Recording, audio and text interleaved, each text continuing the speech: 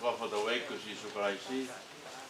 Whia ke whakopunga ea te whamiri ko tō pēo. Sione Tuifua. Tale rei ki mōtoru. Ai taki o e mo i who'ou ka mākau whaikau. E ki whahu. Mā ki mōtoru ko tō pēo si ngāhi kai ngā ofa. Kau kau whadaheni. E whakamāwai whakaosi e whamiri mo siasi. Si Sione Tuifua. Mata moa e whailotu e whamiri, ka hako mai me he taki o mo i who'ou me kau whai te kau. Kau whai whatape moa e whailotu e whamiri, me whailotu e siasi, pe hui wapiapia e taimi.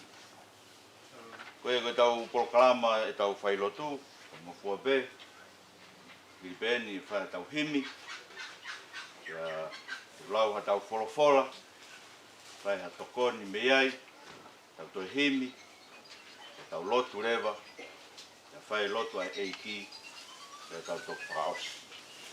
Koe ko kore ke whai moa e tau himi uruaki. Malo.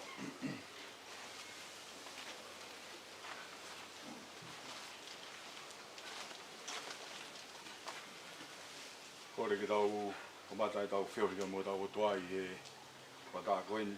Kore ke mō mea ke olonge tau hiwa. Whāngi au hiwa kuru mahi wau hi mi. Ko si e tau mo ui koe fuwanoa. Mawhai e hai ke whakauri. He potu tai iloa.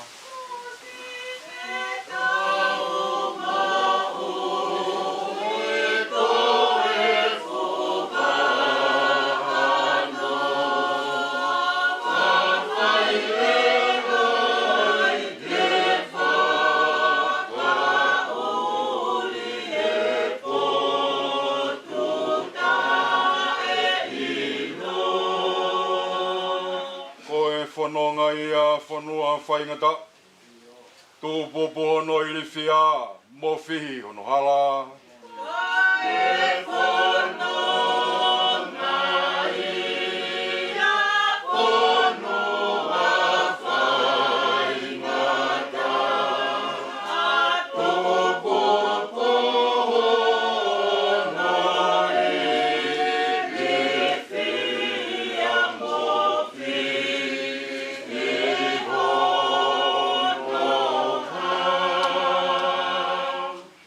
Si su ko e tau kei e toa whan. E whakailo ai rerei ke ulaka tuai. E si su ko e tau kei e toa whani. E whakailo ai rerei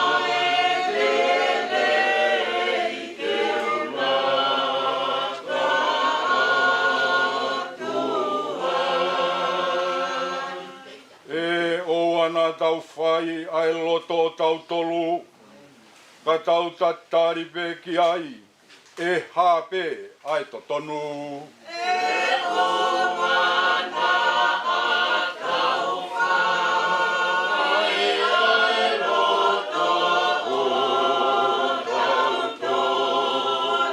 tau tolu, ka tau tatari pe ki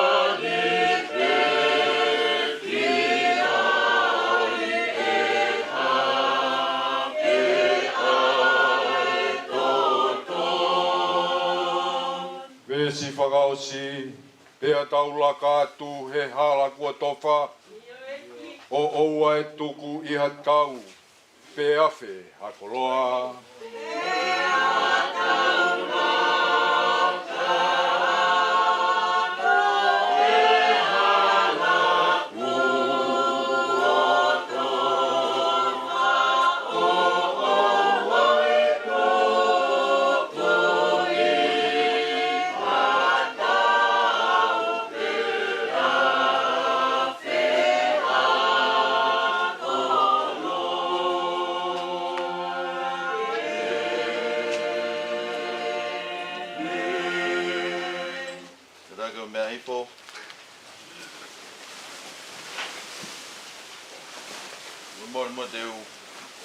lau e tau le soni e lea whakatonga, pa te lau pe e lea whakapitania, koe ke si whainas katoa, whanau mui makapuna tau kau whataha, e o wau mawahe.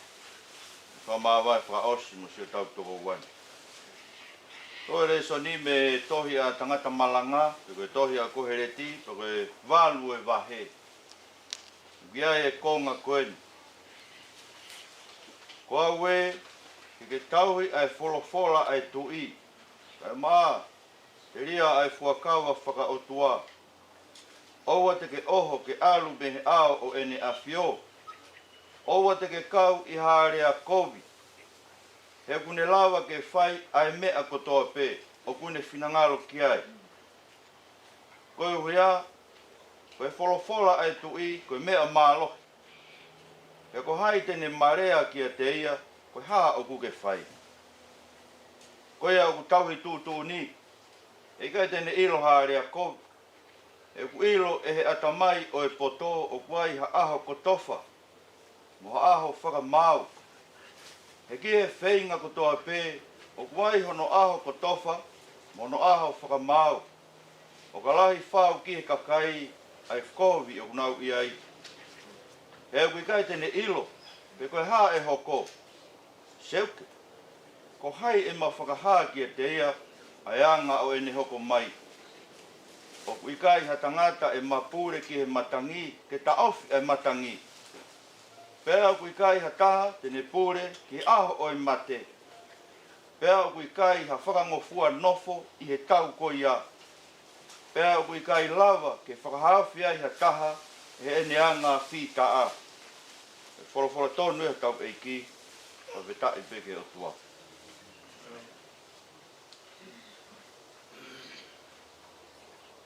Book of the Bible called Ecclesiastes. Or in other words, this is the book of the professor, the philosopher. In chapter 8. And there are these verses. Obey the king's command, I say, because you took an oath before God. Do not be in a hurry to leave the king's presence. Do not stand up for a bad cause, for he will do whatever he pleases. Since a king's word is supreme, who can say to him, "What are you doing?" Whoever obeys his command will come to no harm, and the wise heart will know the proper time and procedure. For there is a proper time and procedure for every matter, though a person may be weighed down by misery.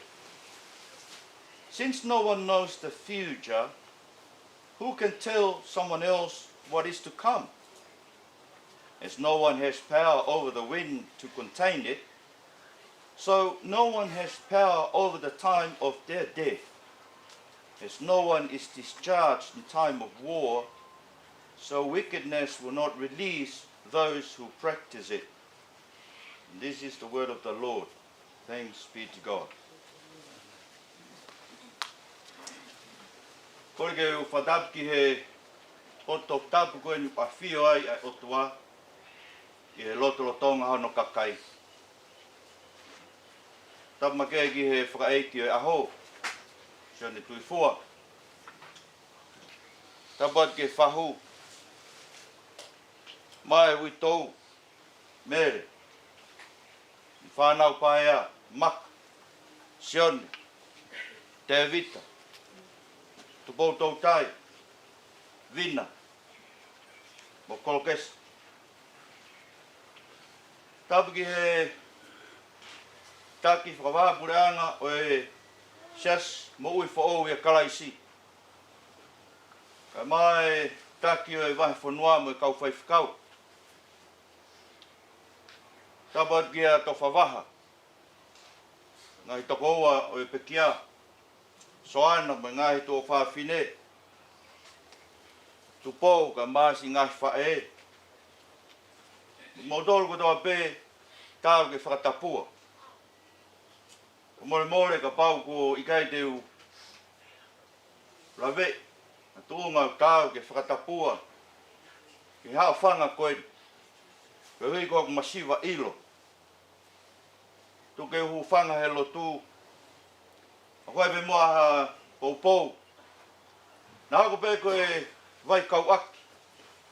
O whawhawhonga whakataha atu ai si whamiri o Sione Tuifua. Pea mue siasi o e eiki nā ne ofai.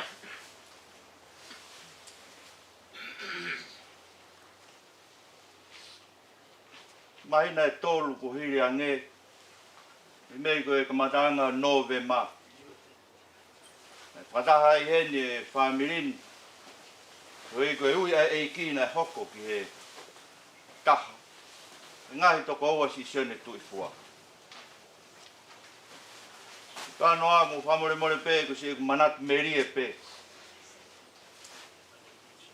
Tangata eni. Maulere ko toa mai pe. Koe motua o kou tupu ai ulahi ia. Si e whewhine. Tupu ai whae. A Sione Tuifua mo kina tolu. Ameria whae a Sione Tuifua Ameria mo tupou mo kina tolu. Mo afu ko tau mai beke ngai mea e whamiri. Potu mau be tangatani o mari. I hono tari ki mau tolu. Ma whei loa ki whakaausi hire mea whakaei koen ko rawe ki ai na si tau tu pēr Sione Tuifua no sea he malu e ku akau koe. Rato whakarea ki ai, whamalo ki ai. Uhi ko hono whakatutu mo whakahoko e mea whakaeiti o te vita. Mo whei loa ki ea pēr tala mai. Ki toki awhea. Whakakakato o ta whatongia. Ko unga e wlawe ki ai. E tala noa ai tangata malanga. Ki he ikai hataha tene ilo. Pe pule. Ki aho o e mate. Pede wlawe i loa. Ko se e ku pei loa ki whakaosi pe ia. Ko se o tau kete koeni. Pe haoni o kou tui. O mai peki tau tolu e Sione Tuifua. E whamiri. Pea mai mo e wholofola koeni. Whamanatu mai ke te tau tolu. Koe mate. Koe mea whau taha ia. Koe tau mo ui vai. Koe mate, koe mea pau taha ia tau mo ui vai. Tokon bena ku whai heni whamiri. He tau whamaawa e whakaos mo si te vita. Me he pelu vai hiva ve siwa fitu. Kua pau ki he taha ko toa pe tangata whewhine. Pau ke tau mate ko toa pe o whangangai me whamau ai otua. Ai whaweta. Siso Christ na pekia. Ko tau amanaki anga pe ia e taha. Ia aho o e pekia. Mea tolu tau mai ko he reti heni. Ke pou ki tau tolu i he mo. Ke uloa ki. Mea ko toa pe ia whai e otua i hono taimi totoni. Ngari whakatu upake. Ngari whakaoho vare. Ai ui ai eiki whai ki si ene tamai o eiki. Hoko pe hono taimi totoni. Tamai nai fia. Si Sione Tuifua e tapi o mo ui fo o. I hono whakanofo ia ki he lakanga tīkoni. O whakakau mau pe ko uhinga e ulau mo nua e tonga kotoa. Tānoa ke tau himi tolu hiwa taha. Ki whanua kaina tui o se ni monu ia he tu ke lotu. Sio mau pe alo e mo ui ha taha. Alu pe ia he ngahi alunga e tangata. Ka ku whakatō la a mau pe o foki. Foki peki he eiki. Taimi totonu pe ai uia ai eiki. Si Sione Tuifua. Wa upe whanonga ia Sione Tuifua. Ke tau moa ene mo ui. Mo ene whakaamu. Ke waka ai ngong le leio eik ko sisu kalaisi. Ko whahuange ke he taki wahe ngai tua. Au whanongo. Te whanofu tīkoni o Sione Tuifua pau pe he si. Sai ke matoko ua e whamiri. Awe ke whaingai mai whamiri ni he loto. Mai no, rei ange loto St. Tuifua ko awe e he. Hoko peia he taimi toton, kono wa. Koe mate ia, kai pūre hataha ia ki ai. Ka koe ke hataha ia e pehe ke ane tohi poa. Hui ngai tala noa, koe ke hataha ia e aha ne tohi whakangofua nofo. Ke au mai mate pa pe, te uki ke suo livi au e ahon. Ka koe ke hataha ia tene i kuna ai whainga tau e mate ak e neanga whita a. Pa osi e tā noa a kohereti. Tau whanong beki tau tole ka kai unau tau. Ake ngai mahaki unau mo uai whakamate unau tau i tokua e mate. Ka kui kuna pei e he mate. Aku tae pau hono taimi, ka o ka au mai.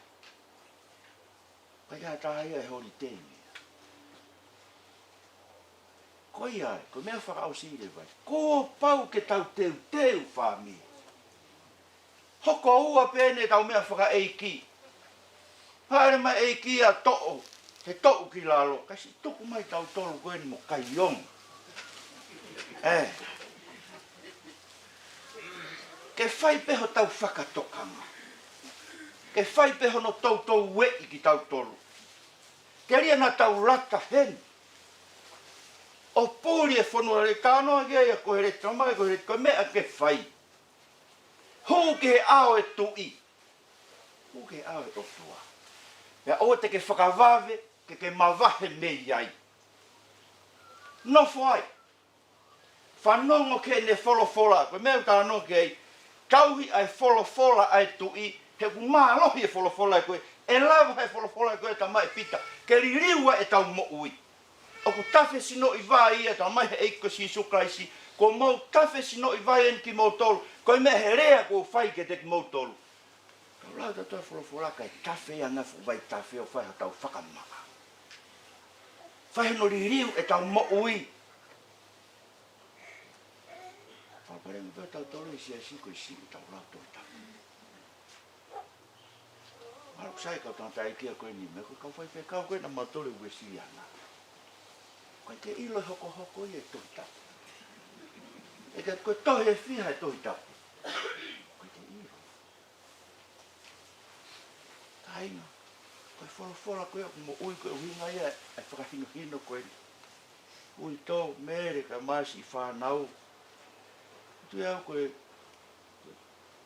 tuku lau mea pe o mai e Sione Tuifua ki te koe mere ka maa mak Sione te vit tu pō.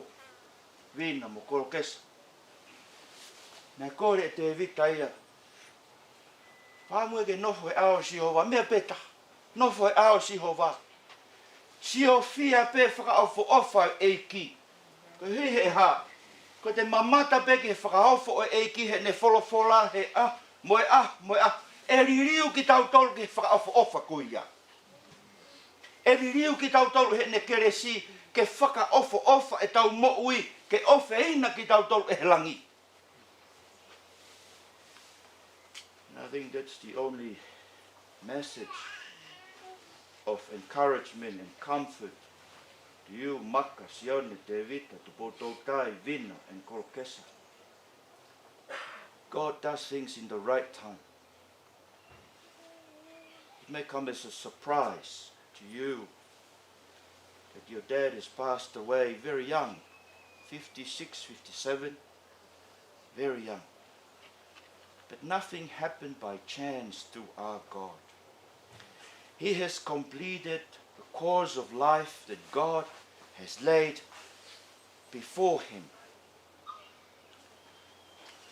He had been commissioned to be a deacon of the church, which means that he had wanted to be a man of the gospel. A man who will stand to proclaim the good news of Jesus to the generation, to your generation, Maka and Vina and the children and the cousins. I was really glad to feel that I would have a brother to stand with me every time we have a family gathering to speak on behalf of our Lord. But the Lord has taken Sione Tuifua today. The Lord has done it in the proper time. You know, it's a reminder to us that death is very unpredictable. And it's the only certainty in our lives. You may feel that you're too young to die, but you know, the reality of the world that we live in is that everyone dies. Everyone dies. The book that I read to you says no one can take a leave. No one can take a holiday. No one can say, I want to take a sick leave. When death confronts us, there is no excuse. We will all have to face it. So, how should we prepare ourselves to face death, the ultimate certainty of our lives? The resurrection of the Lord Jesus Christ tells us that there is hope beyond the grave. One man like you and I has died for 3 days.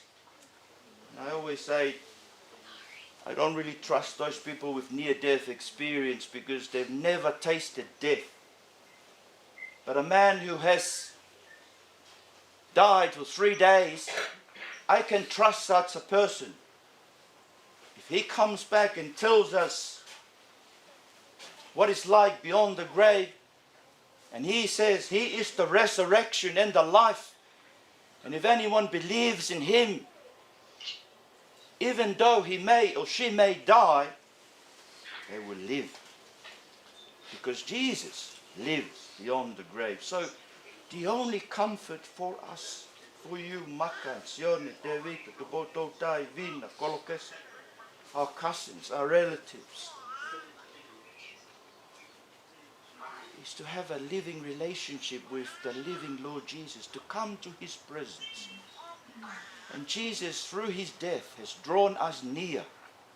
By his blood, he has made peace with God, so that sinful people like us can have intimate fellowship with him while we live in preparation for death.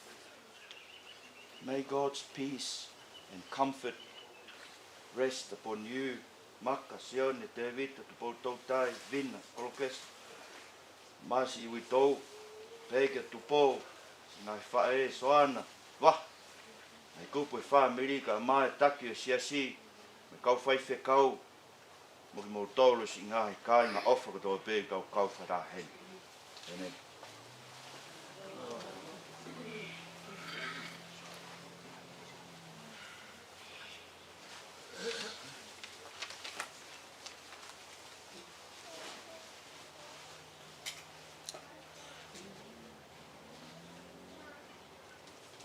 Ko hi me whaosea ke tau whamawai.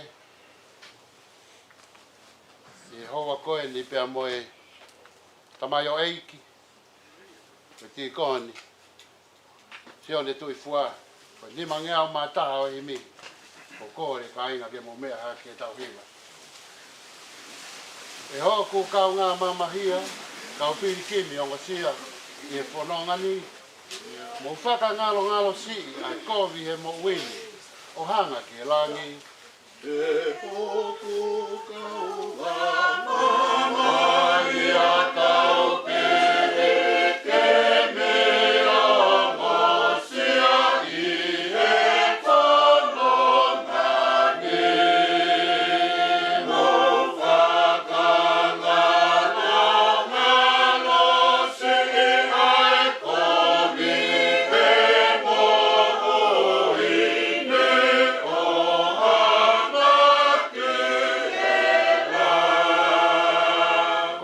whatangi e, masiva e whia maari e whonu i whia. Mo whakasio atu mua, e o kukite ai mo ngā, o e mālo alo ia. O e koa whatangi e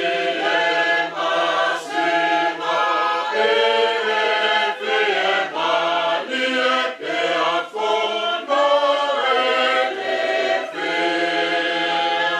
Mo whakasio atu mua e o kukite ai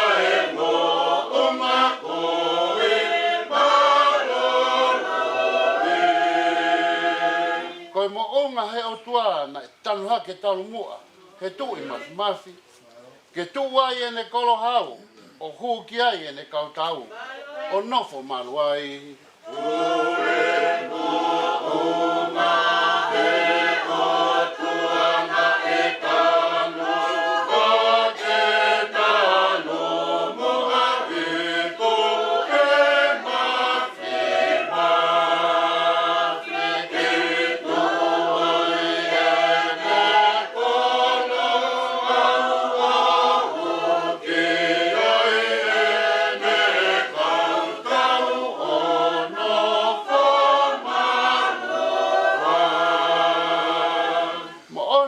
Whainga taa, ta hake pe ai hala, hanga ta maki whau.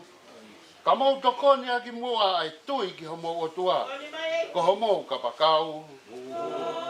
Oni o ku whainga taa ta hake pe ai hala, hanga ta maki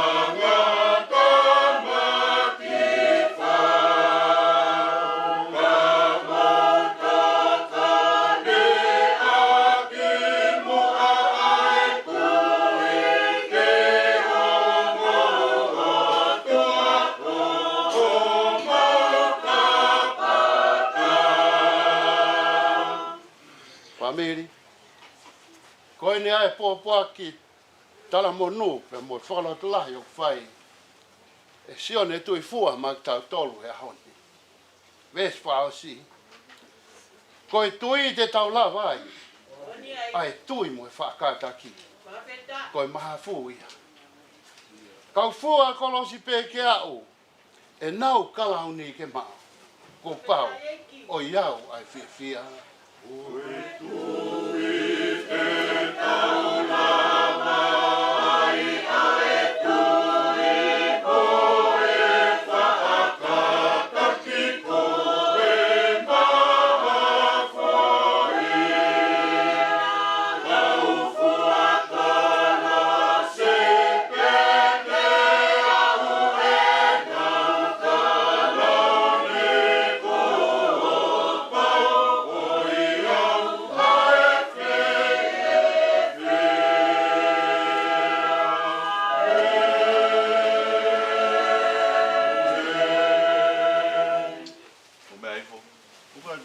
Tau lotu ko tope, lava lotu, kore anoa ma ka ke mari e ke family, i tau ka me whanau tau lotu, te tari mai tau lotu. Ma pe tai e, malo sisi, e whia e mari e o.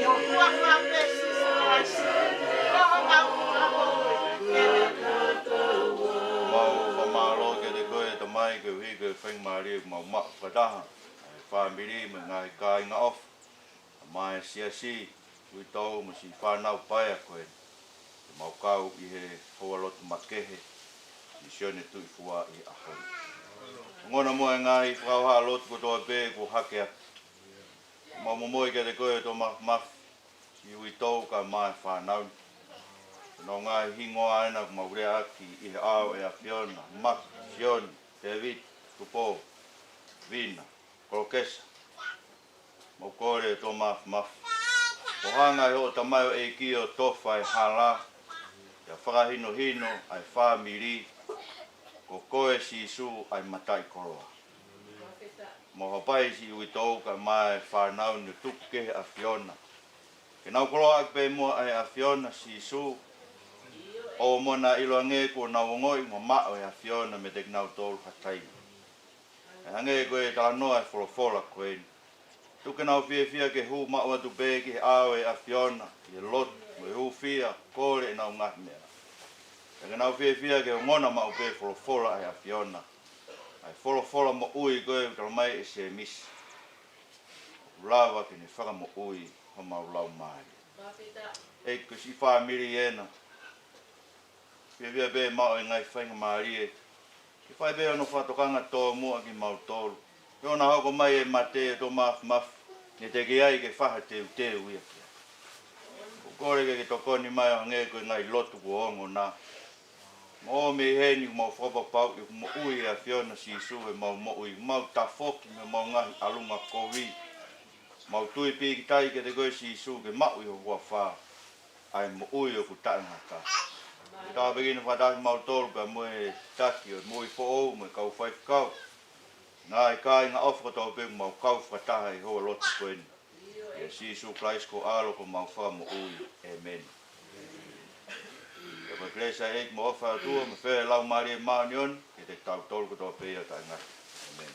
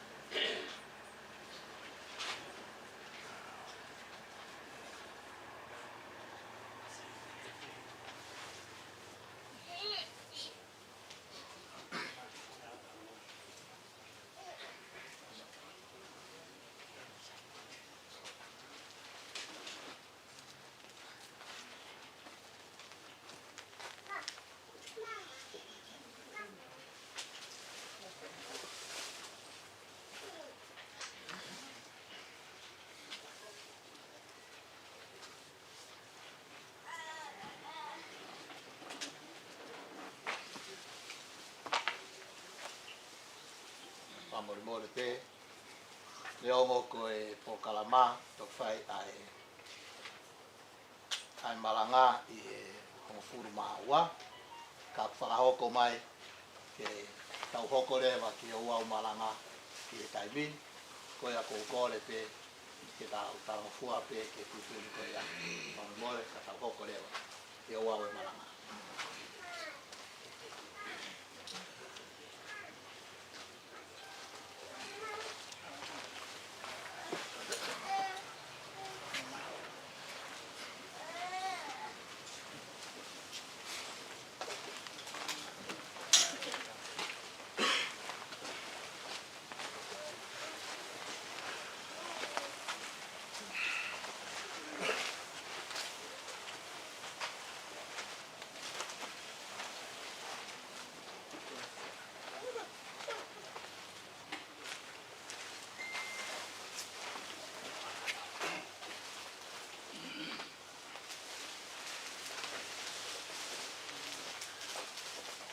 Kata pa Murrumbateman pe ki mua ai kamata e wau malanga pa hoko pe e tau aianga hoko e polo kalama ka hiri pe fa ho ha ko fai atu pe fai dewa ai tiva kamata ke a lau pe moe konga tohi, hoko atu himi uruaku, lotu, lau pe moe ongo re so ne ua, ka hiri e lau e re so ni, ko e whainga maari e ke whamiri, ke whahoko ai pio ka latu, o e tīkoni, ke mohamea ku whakangia e witou, ki mua ia, ke tuk whae tau himi hono ua, ke tuk wangi ki hoko ata e malanga, ke tau toki hoko ata me ia i ki hono whakaosi, i malo.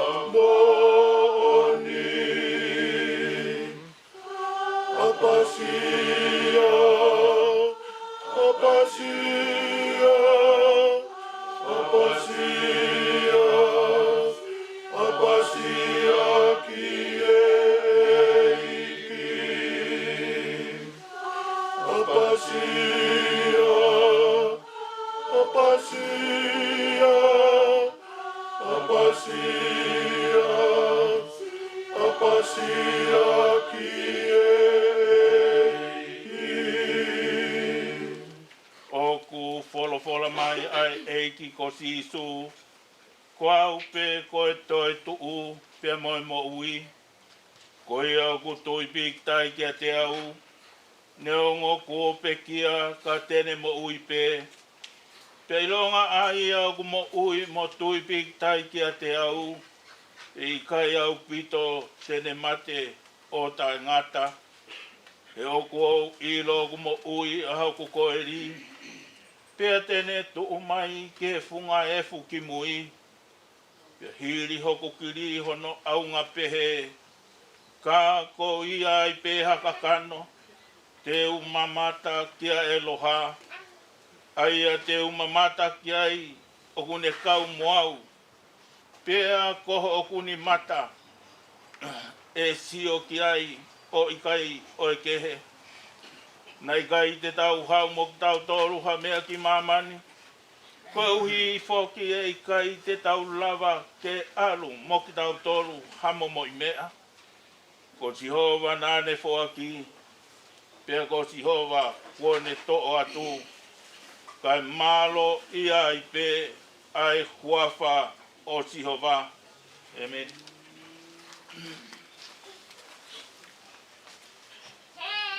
E rau hiwa I hono ni mange au hiwa ngā furu mao no o himi. Ni ma hiwa ono. Se isu a fei tau lalo e, si o kau piriki mihani.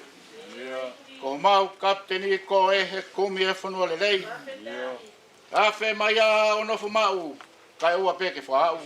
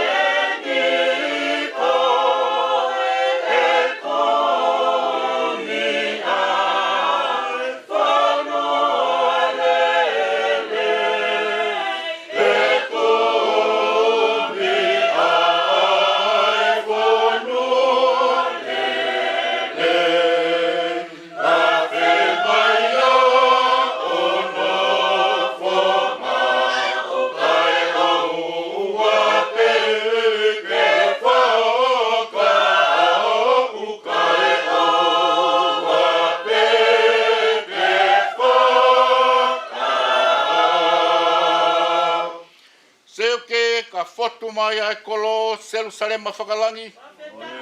O to o ape ho mauloto o mauta e lata I mamani. O tangi ho maulau marie. Ko apie. Ko apie. Silke ka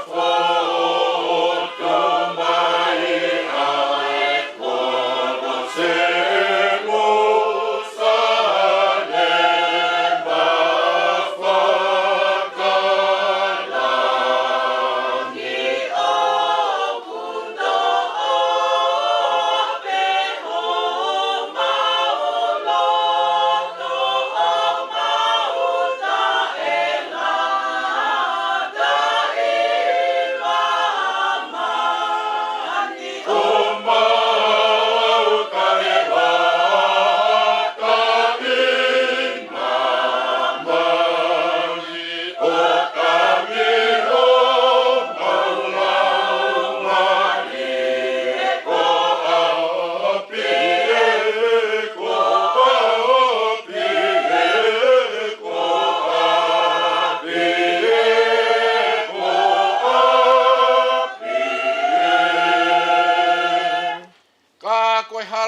mamao o lahi ai a whenga ai.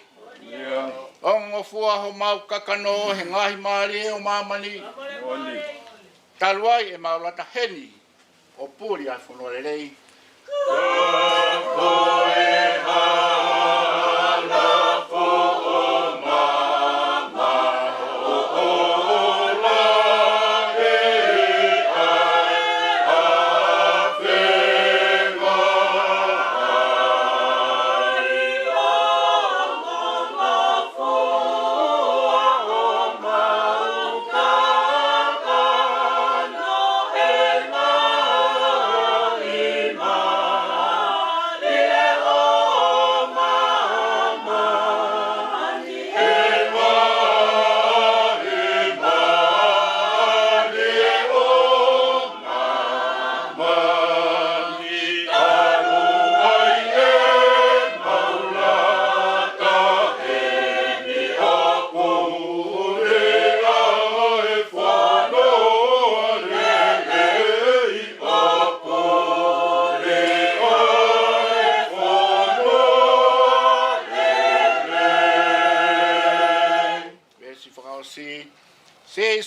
ko ho mau whakaau, ke tau whai ho mau e i. Toko ke mau ngoi mau ai mana i whanua le rei. Kai langa e mau whakaamu, a whē te wau, a whē te wau.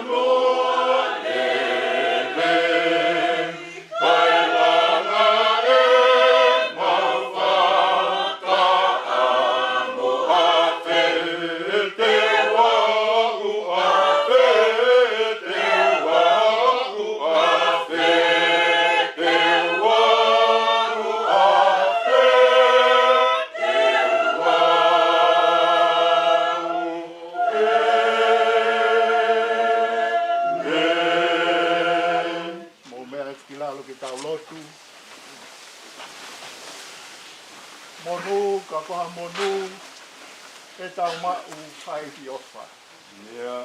Te tari e tau lotu, te kau e tau mea koto.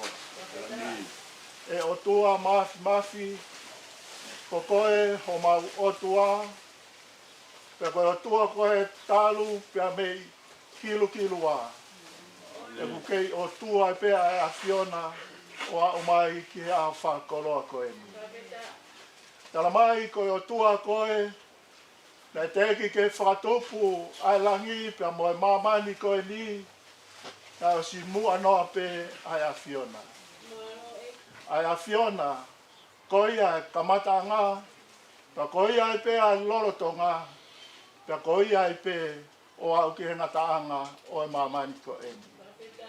O tatau moe ha ai fonu ho mauloto he fia. Fonu ho mauloto he whawhetai ki he a Fiona. Ko hui koe mau ilo pau. Ai taimi a hoa fio. Koe taimi a oku tonu taha. Whawhetai ho maulau maria ki he a Fiona. Ko hui na ke osi toka tutu uni pe ai a honi. Ke mau whatata mai ai ke potula a koe. Whonu ai ho mauloto he fia. Ka moe whawhetai ki he a Fiona. O tua mafi. Mau kau whata pe mo sa me. Mau hanga ke kie mo ngā. Oku hau mi ai ho mau tokoni. Io a Sihova. Oku pule i langi pia pule i mamani. Ai a Fiona oku o ona ai mea kotoa pe he lalo langi oku mau iai. Mau whawhetai mau ilo whapapau koe mau i he potula koe ni ke mau hau pe ke whakakakato ai whinangalo o hoa fio. Nā ke osi toka tutu uni ia ka me he kirukirua e ai e aho peheni. Pau mau hene o tua, moho kau se vaniti, mau heni pia moe family, mau heni pia moho kakai i ahoni, mau hau pe o whato ma pe i he lalo nima mafi o e a Fiona. He mau ilo whapapau ko e a Fiona o ne whai ai whotutu, ne whai ai whakakaukaua, o e mea kotoa pe he whanonga mau whai taimi ki i tāniti. O tua mafi, mau whawhetai ki he a Fiona, e iai e aho peheni. Ka mooni e tala na mau whanongo ki ai, ko pau pe ke iai ho mau aho mate. Whawhetai iai ho mau lau marie ki he a Fiona. Ka mooni e tala ai whorofola, koe aho oi pekia, koe aho oi ngata. Koe aho oi pekia, koe aho oi osi. koe aho o e pekia, koe aho ia, ko ngata ai a mea kotoa pe. Whawhetai ho maulau maria ki he awhiona, tala mai koe pekia, koe kamataanga ia.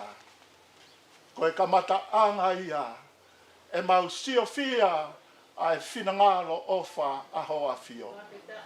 Mau whawhetai ki he awhiona, ko hui tala he wholofola, ka e whanau i mai ai mea whoou, kia teki mau tolu he whanonga anga o taimi.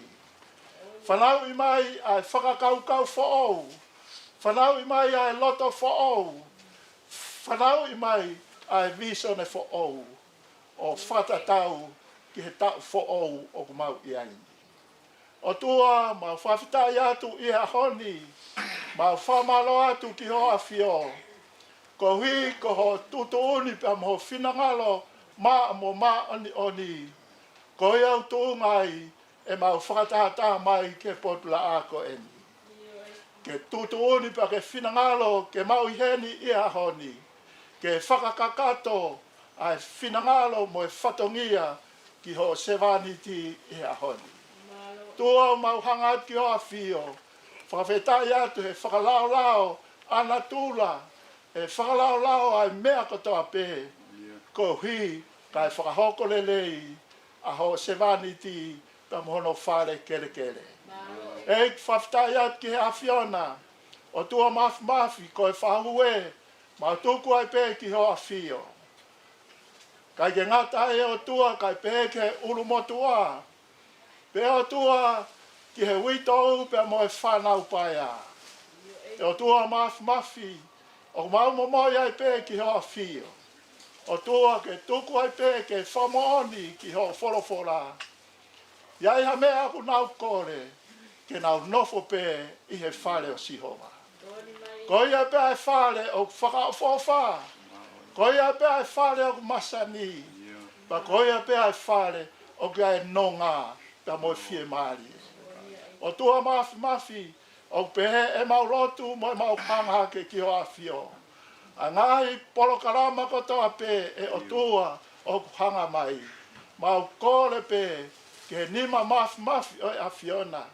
Ke ne oko mai o whakakakato ai mea ko toa pe ke hai ho langlangi pe hai ho ngeia.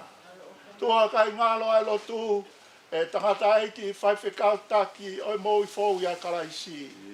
Eiki mau moi ki hoa whio. Kau mai wholofora ko teu i a honi. Mau whawhetai ki he a whiona. Mau kore ki hoa whio. Whaki iwi, whakelesi ai pe maana. Ko hui ui pa moi whinangalo o e o tua. O whai ki hene mo ui. O tua mafi, pe e mau lotu ki hoa whio. Kai peke hou eiki whaiwhikau kotoa pe. O tua mafi, kai peke a teki mau tolu kotoa i a honi. Ke mau tali lelei ai whinangalo o hao whio. Kai peke ho wholofora mo ui i a honi. O tua aku pehe ai hangake ki hoa whio. Ko hui koe whewhi o a honi.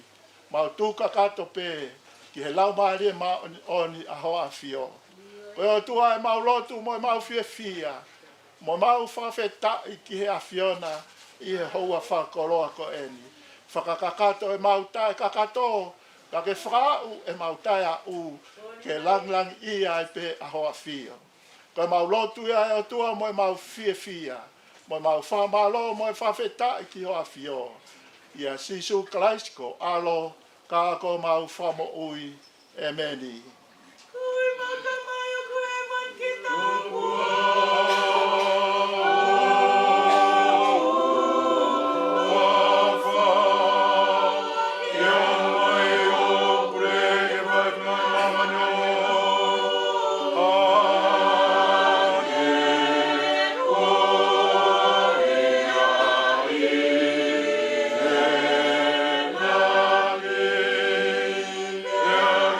Fuck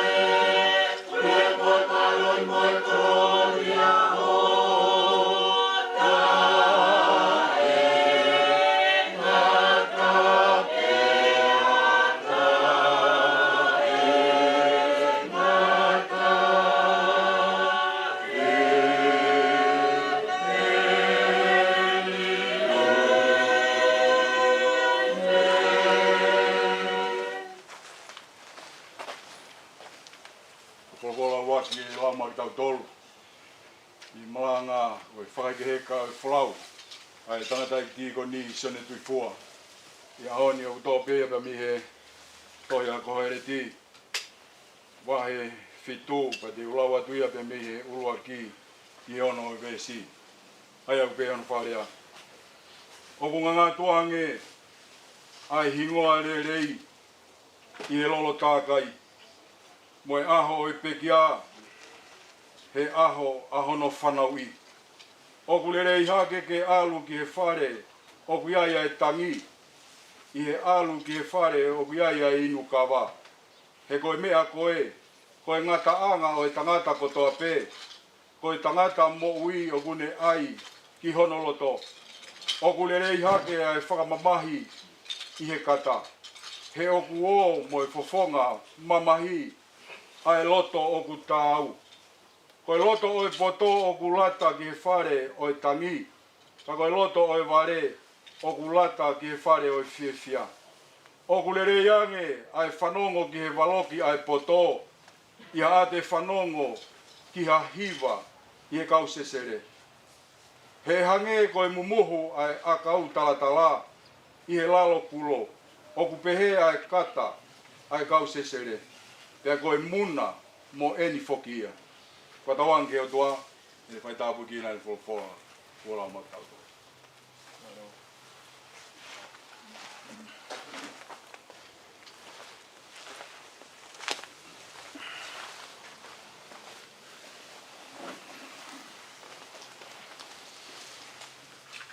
Le soni hono ua, i malanga e hoa tāko e ni.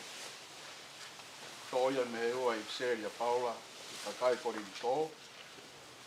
E koe wahe whā, e stahau no. O lau mi ai ki he wahe nima, ves nima o i konga. Ai au pehena e whakarea e whora. Koi ai o kui kai te mau fo'i, ka neongo o ku au auha ho mau ni esi tangatani. Ka oku whai ai te ai whakafo ou o ho mau tangata i loto. O hoko hoko aho pē. He koho mau mamahi maa maani mo more. O kune whakatupu maa mau tolu halangi langi mamafa mo taengata. Koe mea fungani i he fungani ane whau. Lolotonga o kui kai te mau tokangai ai ngahi mea o ku haani. Ka koe ngahi mea o ku i kai haa. He koe ngahi mea o ku haa o ku whakataimi pē. Ka koe ngahi mea o ku i kai haa o ku whaka i tāniki. I o neongo e veteki ho mau nofo anga whakai mamani. Aia koe te niki pē. Ka o ku mau ilo. Kua iai i he langi ha mau whare. Langa e he otua. Koe nofo anga na i kai ngauhi nima. Koe mea taengata. Seuke, lolotonga e mau i he tēni tini. O ku mau māpu hoi. He mau hori ke ai mei tua ho mau whare tonu mei he langi. He ka iloa ki taua kua pau tokua kua ta ai ia o i kai ke ta te fua. Io, ko ki mau tolu o ku i he tēni tini, o ku mau māpu hoi i he mau mawhasia. Koe mea i he ikai te mau loto ke to'o ia, ka ke omi ai taha o ai mei tua, koe uhi ke whongia hifo ai mea mateni i he mo ui. Pea ko eni, ko ia na ane whai ho mau teu ki he mea ko ia koe otua, mone tuku mai hono mea whaka amanaki, koe lau maari. Tāpui kina o tuane wholofora, taunga he loto. Mena.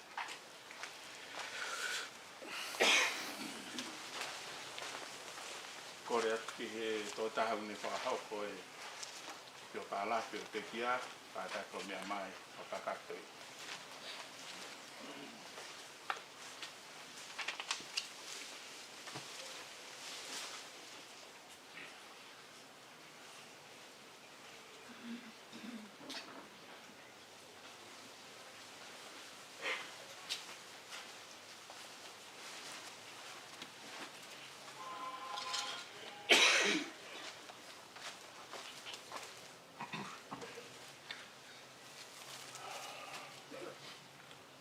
Permit me to acknowledge with great reverence the presence of Almighty God this morning. I extend respect to all the leaders of the church, family, friends, here and abroad, but especially Sione. Sione Wha'iloa ki tau, Tuifua, and Frederick Elijah. Mercy Tuifua for joining us via Zoom.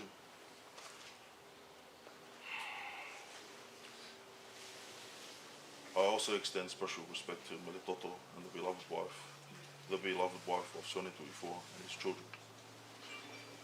I have the honoured task of providing a brief eulogy for my uncle Sione Tuifua on behalf of my father, Tuifua Tuifua.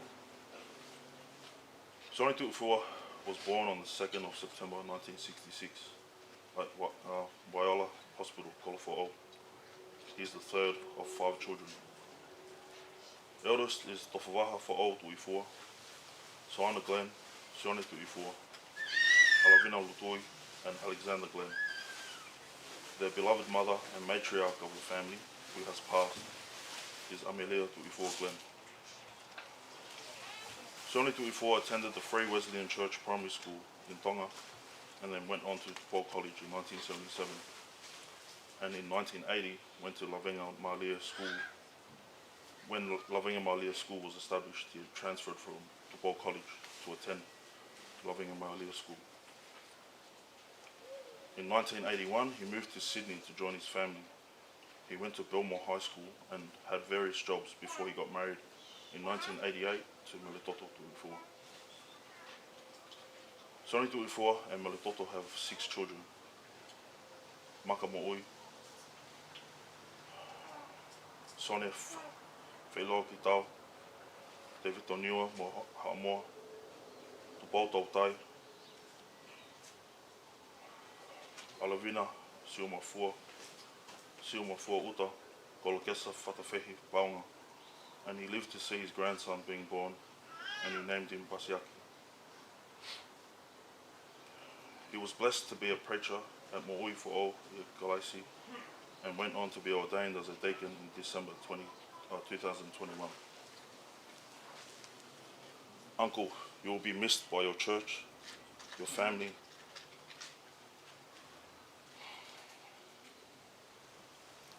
your wife and children,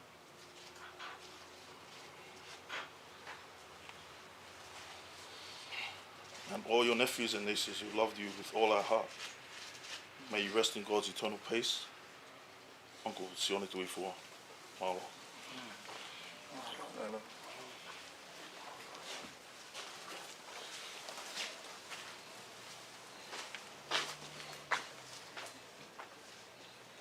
Kau kole ke kufanga i ngahi. Whatap ko dope ko osana haki. Ka ata mo ke tala noa ki he. Nili tangata ai otua. Whai he tamai o ikoe. Nā ku whakakau pe ke ua e whakahoko. Ka family. Family he eiki. Ka inga mo ngahi maheri. Ko e ni alue. Hei kai toi ha. Pea tuku mua ki o tanga. Ai fungani. Ai koloa fufu. Hanga e otua. O whakaata. Ki ho maloto whale. I he tamai o ekoe. O kune hanga. O whakaawa ai matapa o e moui. Ki he maki i whanau. Pea mohono hako. Ka hoko mai. Hoki mautolo ko tape mau ilo ia son Tuifua. Ko tangata whaihata a ene. Once he believed in something, that's it. There's no deviate to the left or to the right. If he likes you, he likes you. If he doesn't like you, he will make you know. Ko e maa whanonga mai mo tamai o eko eni. It was quite challenging. Kana e whaingo fua koe ne whahinga toi. Ka tu umauha mea e tu uai bea i ai.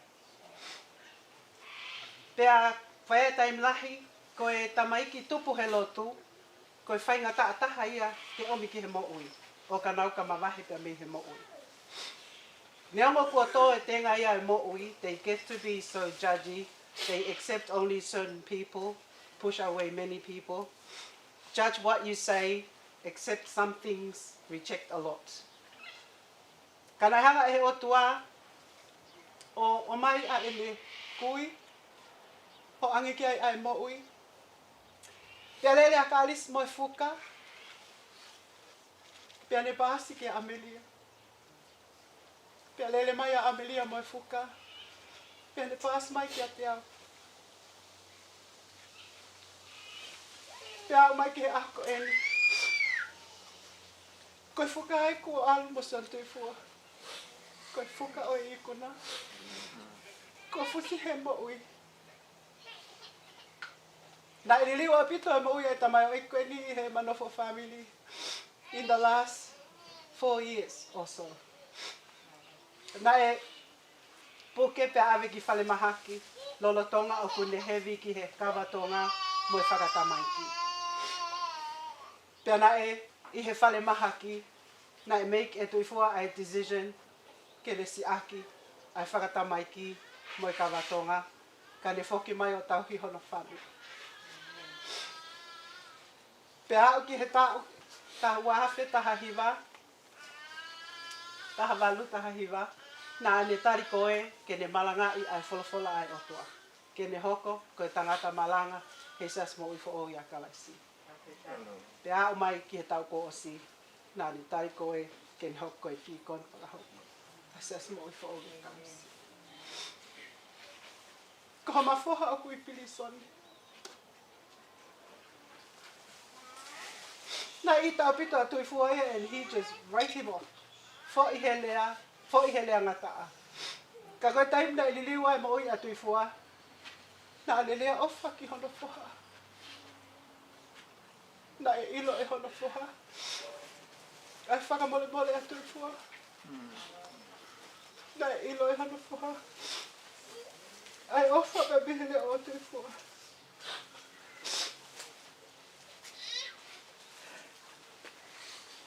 Na lava aki whanau o whakamoani. Hoko mau e tamai o eki a eko sisuka isi. Te koutu he ako eni ke whakamoani. Na aku sio mata. He nili mo ui. Na e whai e eki. I hoko hosu parati. Pe au kou salute ki he eki. I he loto honga I amoni. E ni hanga o whakaata. Ke ulawa moi ki I whanau.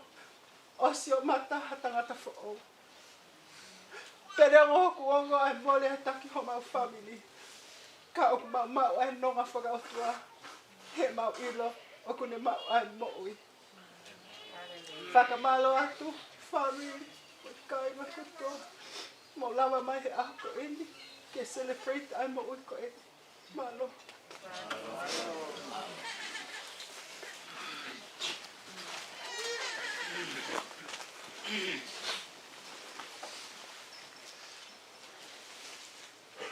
Te tau toi hiwa I he tolu ngeau, walungo fulu ma tolu o himi, tolu walu tolu, wha mone mone, mo mea ki olunga te tau hiwa.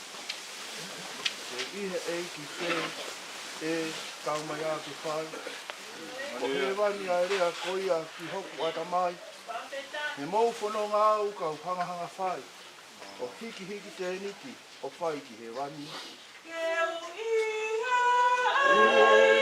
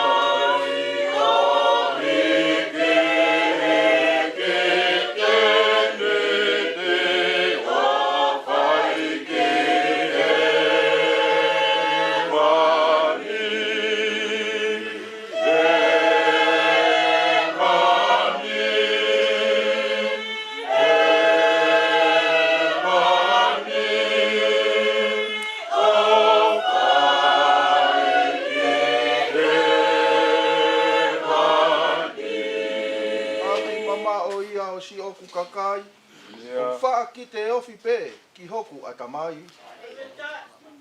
Happy mama o ia o si oku kakai. Oku whakite ofi pē ki oku atamai. He mo'u whanonga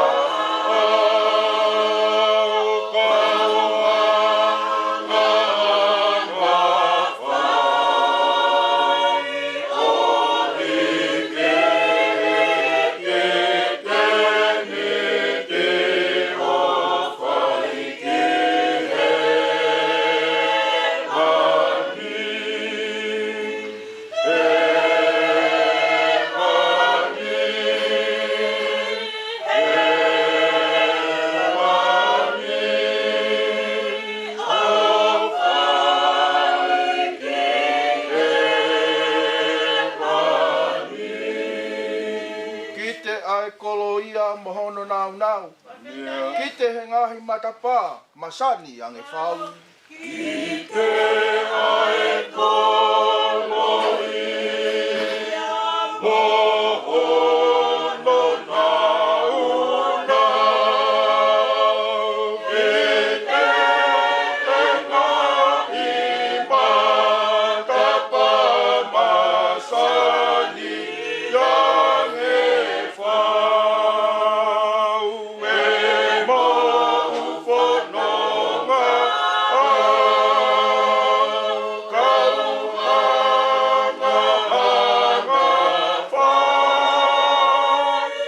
whau.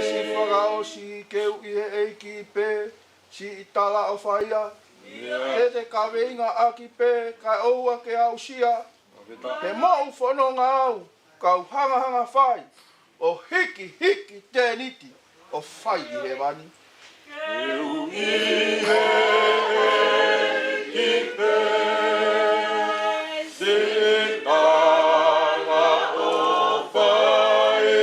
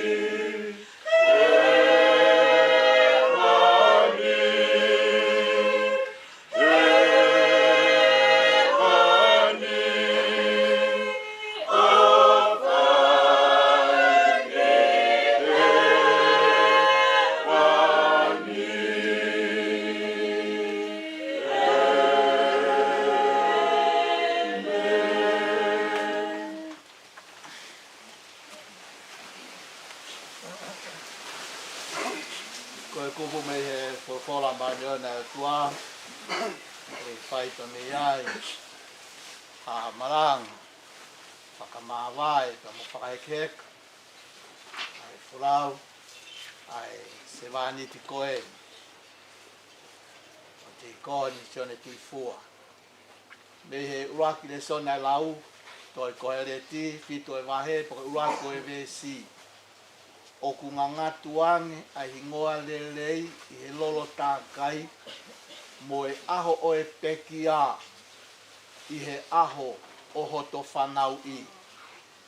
ua ele sona lau. Paka ua korinto, paka nima e wahe ua ko e ve si io. Neongo e ve teki ho mau nofo anga, whakamamani, aia ko e te niti pē. Kao ku mau ilo, ko iai i he langi ha mau whare, langa e he otua. Ko e nofo anga nei kai ngauhi nima, ko e mea ta e ngata. Ko e kaweinga o ha poupou, i he hoa ko e ni, o ku pehe. Ko e mate, ko e hu ki whare. Te ko e aho o e mate, ko e aho o e hu ki he whare. Tapu ke a whio, aho tau o tuanga, ko e tamai, alo me lau mari e maunioni. Tapu ati he whanau aho eiki, ka matampule. Tapu atu, ki e tangatai tu whaiwhekau. Whaiwhekau ai whamiri. Toke tā mafupalu. Pea moha taura eiki. Whatapu atu ki he tangata eiki, ki a tawake. Hoki mou tolu ko toa pē kau tangata eiki, me kau whine eiki o e lotu.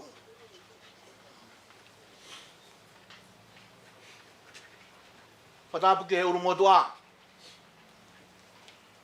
E whatapu ke he whahok mea.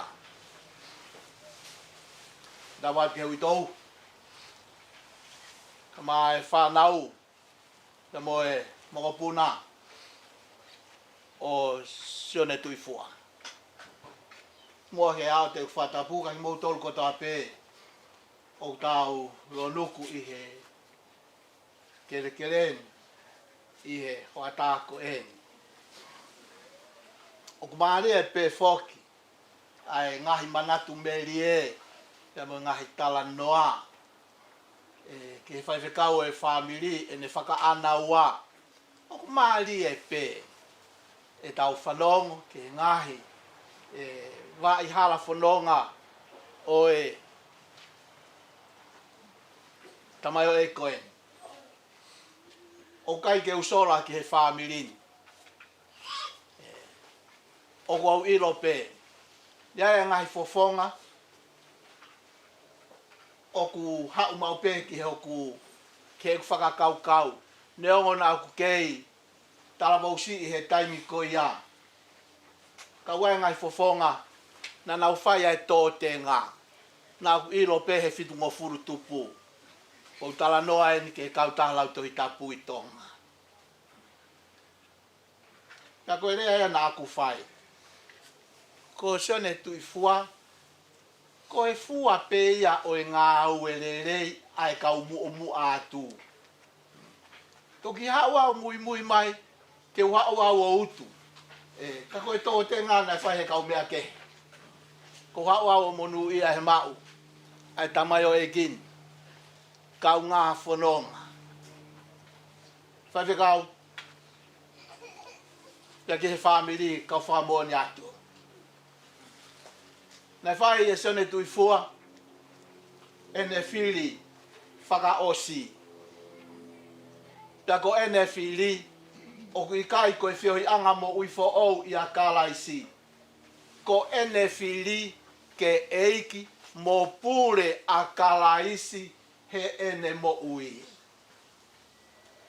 Hange koe rea nei whai e ui tou na e sio tonu hono mata.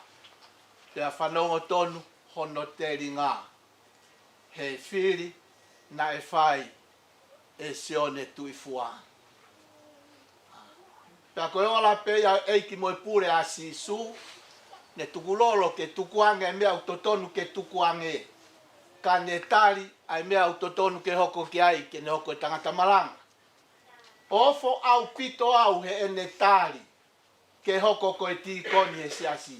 Ofo au pito au he kou ilo e au ai toko taha koe ni. Ka kune whakamo oni mai ki a te au ai pure a sisu tuku lolo o ne tari ke ne hoko ko e tikoni. Pea neo ngona e taimi no unau pe, ka kua whai he to e tāho tāo. Whakaloto lahi ane nai. Pena e lo, pena no, pena e to e lo at. Kai pango, ko e taimi ia ko tu ni alangi ia. Ko no aho pe o naen. Fola na aku lau. E he kirea ko whai he toi au e si. O ku lerei. Lerei yangi ai aho ia o e mate. I he aho o e whanau i. He? Mutu umu mea mai lotu whane. Koe moni? O ku lerei yangi aho e mate he aho e whanau i. Kai tau se repurei te aho e whanau i. Koe ki hata hei tene whia se repurei te aho e mate. Ka pau koe lerei ia i paka ke se repurei te lerei ia. Toton ke tau toi ki i whakakau lerei.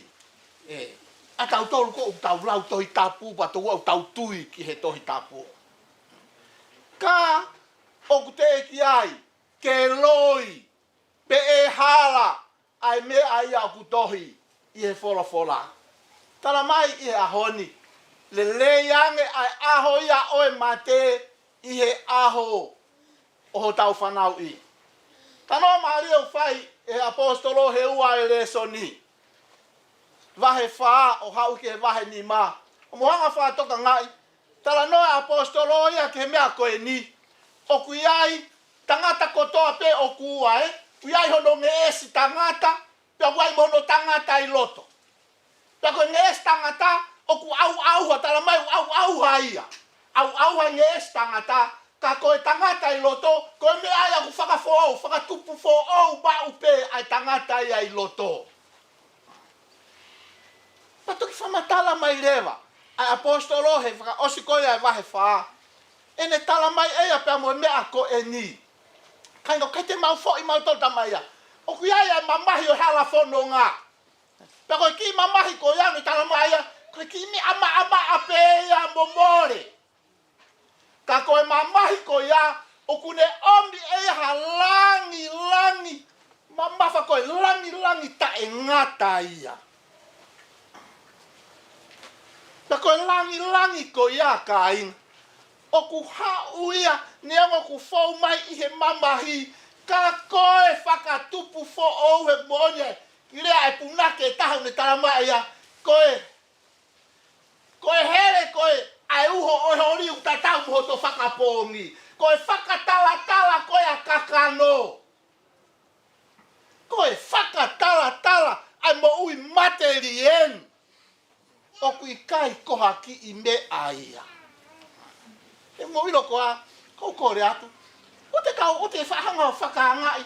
O te whahanga mau i pake whehi a koe. I si ani i o kui ai hanau vai anga o ke whakakau. O sa latu peke whai mo ke hao ke lotu. Whakamore ala. Ke mo ni peho o whakaamu. Ko se angai ho whakaamu. Kau ke ilo koa. Ke ai whainga taa ke whakatala ke mawahe mai. Wahei mai pa mehe fusino materien. Ka kou tala mai foki apostolo tamaya. Ka ku whai ai pe. Aho tau whakafo ou. Ho tau tangata i loto. Ho tau tangata i loto. Poko ne au koe ke vesi ni ma. Kainga. Tau mai ke vesi ni ma. Ko hi he ko fie tala noa iau ki a Sione Tuifua. Tau mai ko ke vesi ni ma pa tala male apostolo. He mau ilo. Ko pau ke veteki. Ko mau nofo anga whakamamani. Koe ki te niti pe, mo toa yang.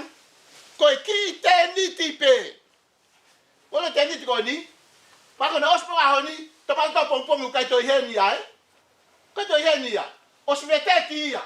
Koe natula pe ia e te niti. Mahalo, ihe wike kahau e hiki a meheni tokanga feitu e whokotu ui ai. Koe anga e, whanongo talamaha apostolo, oku pehe kainga, tau mo ui, he materie. O tau sino, koe ki te niti pe. Ka e whakakoloa, kone pehe mai e apostolo ea. Ka kumauiro e, rea e mea kumauiro. Ko mea kumauiro, ko hi koe whakatupu fo ou na e whai he tangata i loto. O kumauiro, o ku iai, ha mau whare i he langi. Wai ho mau fale I he langi. Nai kai ke ngau hindiba. Langa ia ehe o tua. Si. Whanau ke tangata tufunga ne whae langa. E ho tau whare he langi. Koe o tua aku ne langa e whare he langi. Pene tala mai lewa e ia. Kai ngau hinima. Koe mea ta e ngata. Sione Tuifua. Koe lelei oe aho e mate. He koe aho e hu ki whare. Koe whare ta e ngata ia. Koe whare langa ia e o tua. Kaina. Kai oa mua na ke alu whakalaka ki ai. Ka kou whaamu ke whakatoka ngai ai mea kou mua mai. O ku mua mai ai whakatupu fo ou. Ngā ke sisu he ki lea he kosperi, Sione. Koe whanau I fo ou. Kua pau koe. Tōsi tu hei kai te ke mamata koe. Ke pureanga he wani mo whakamore more. Tau whenmoe kina tau tūre he lau lotu, mo e lau fuoroa, mo e lau e lakanga, siasi, mo e whakamore more. Koe ke whahasio e he wani ho tola kanga whakalotu. Koe whakatupu fo ou. Whawhetai lai ke o tua. Koe uhi, koe mea koe ia. Koe ia o kune whai. Tara mai he le soni koe uruaki. Tawe. I he le soni koe tamai koe tōtā koe. Na ne whai ho mau teu. Ki he mea koe ia. Koe o tua.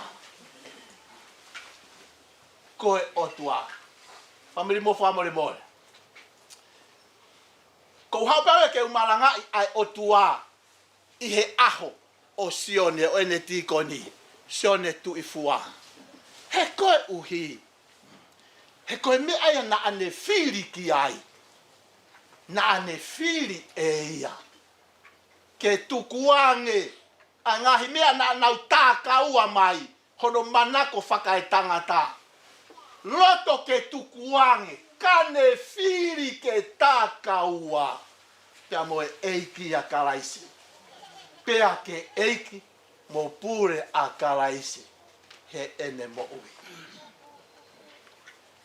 Sai pe kaure atu ke family o mo me amai na mo whanongo pe ai ia toke tā manu po na mo whanongo ai pa sio ai ho mo mata family na mo whanongo ai pa mo sio ai ia Ameria whanongo pe a sio ai he whakatupu fo ou he kohiko ha ka hoko mai aho mo mate pa mo huki whare he kai he hoko mai aho mate tike no whoro I tu ai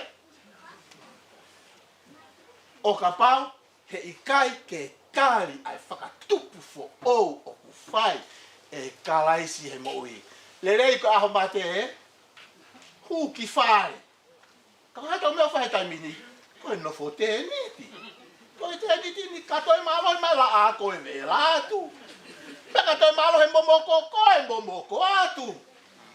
Uoke, kari mai ho tau whare. Langa ehe o tua. Mo hai, mo ki nau tolu ko toa pe. Mo ki nau tolu ko toa pe, whamoro ko I whanau siasi ai. Nau tolu ko toa pe ko nau kari, ai whakafo ou o ku whai e kalaisi. Whai ko nau whakatupu fo ou, o hoko aho pe. Ke au ki he aho, e vete atua e ki eternity. Ta tau toi whatataha mai whamiri, tau whiawhia, oi, ko tau toko tahai, ko hu atu moi a ki whare, ko tu e whiawhia, ai tangatai whai whekau, ko hi, kune lau pe whika, oi whamiri, hu atu ki whare, toko tu e tokanga hataha ia, ki puno e whai whekau, he ko hi, ko kene whapapa ipe hu atu ki whare, toko taha ko e ni.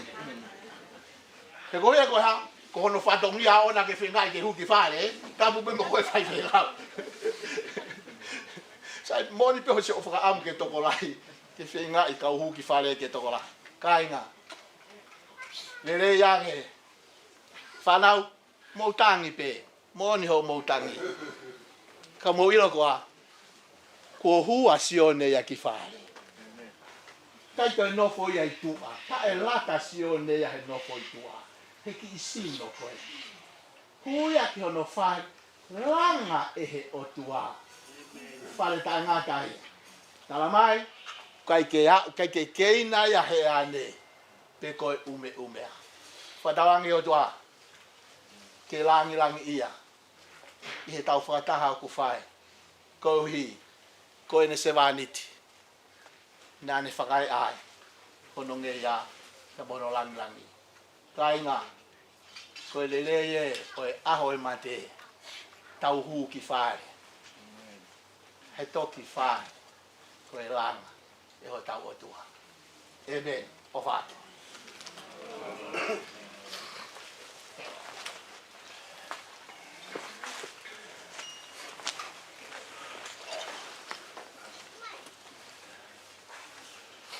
Pola himi, ki tau hiwa, he hoa tāni. O hahe ni mangeau tolongo fulu o himi, ni ma tolu noa ko kore pe ke mo mehake ki tau hiwa. O iau, ai monu ia hataha o ku iloe, ko ene hia kotoa pe ku whauman mori. O i kai ke i lata ia e nofo i mamani, ka tangi ona tamai, ko langi ko aki.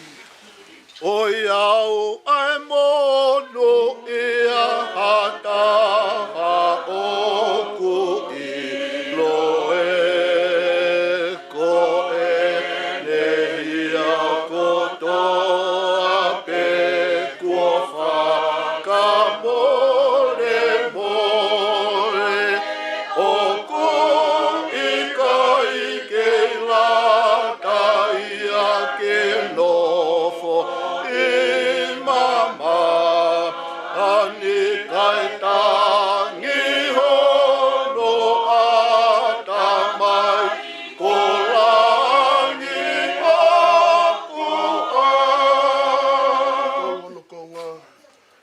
Whai te ria hei akau nā oi mo ui. Oni.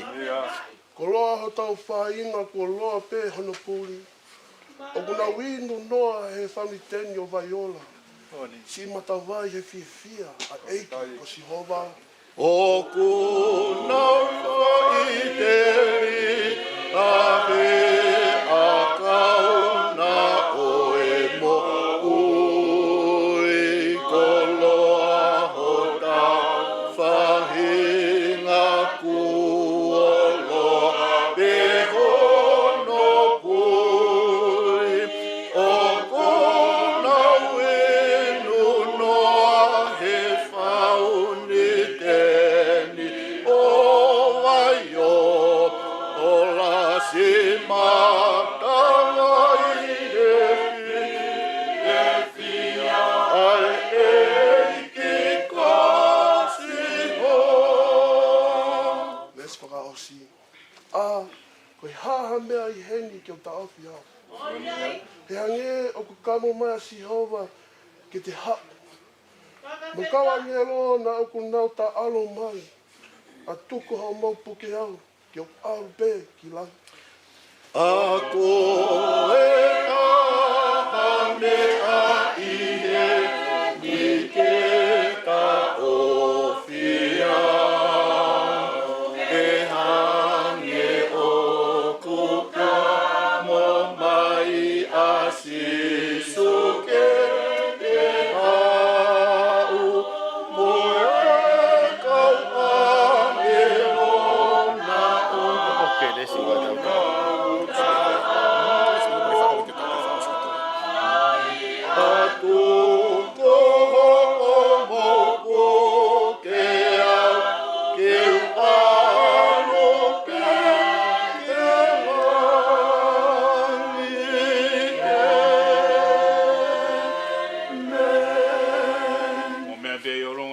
Kelesi, ka te tau toki whakaos, kai o wau ki hono whai toka. Pe koe kelesa e kosi su kalaisi, pe me o whalahe au tua koe tamai. A whio tu mau hano lau maare e te tau tolu, hauani pe au na hiri kai whai pe o tai ngata. Amen. Paka whekai e kotua tamai alo lau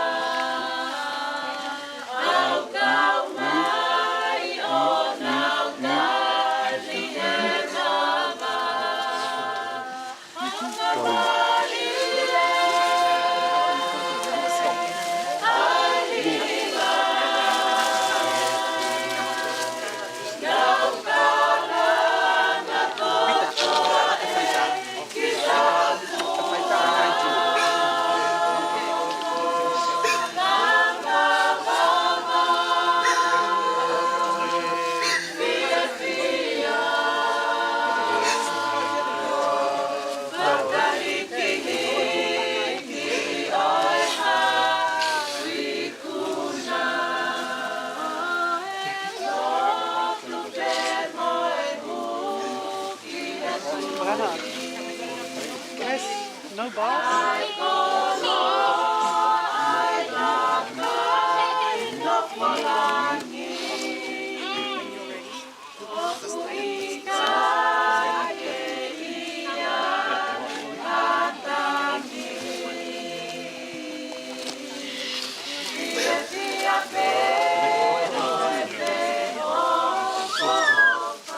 This side is coming out.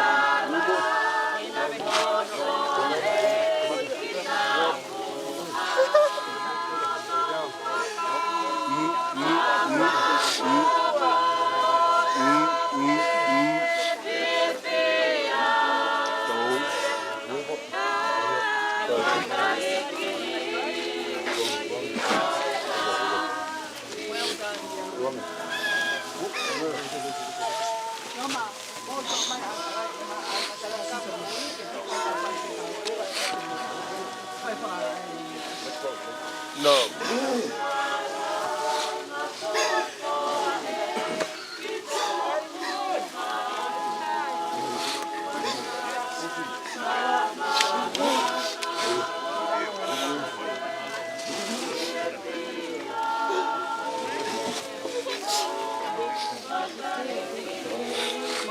Uno vai pegar e faz igual, né?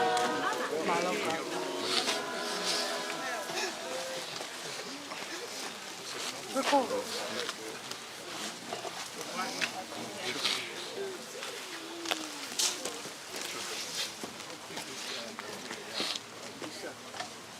Ko himi te tau whamawai aki pa moe ne sevaniti. Ko tolu ngā o walu ngō fulu o himi. Tolu walu noa. Ko ma ui ai kakai. Ko fisi a kau ata. Nai mata hengi pe. Kai mai o ka tu ai la a. Ko e mo ui ai kakai.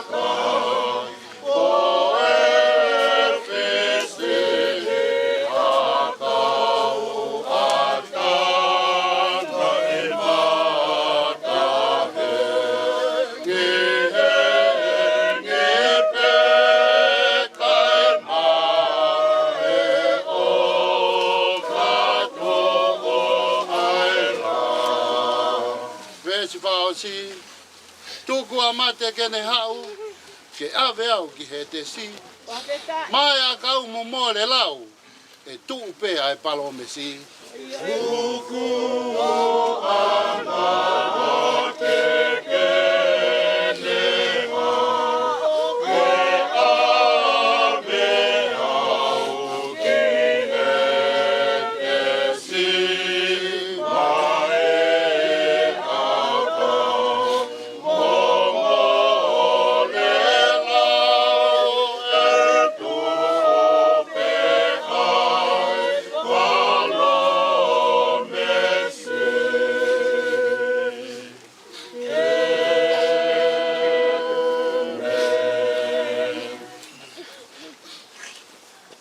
tangata ko whanau I whewhinei o whono no ene mo ui pea whonu he mamahi. O kule tupu hake pea tu usi o hange hawhisi a kau. O kune more o hange ha ata pea kui kai au pito o hane tu mau. Lotonga e mo ui o ka mate ki tau tolu. Pe te mau alu ki hai ke kumi tokoni. I kai koe awhi ona pē. Ne ongo ko mau whakatupu hou hau.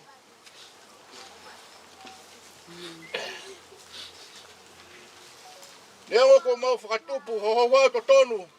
Ake mau ngahi anga hala. Kai oa tukuange aki mau tolu eiki. Oua e o tua maa ni one ange whau.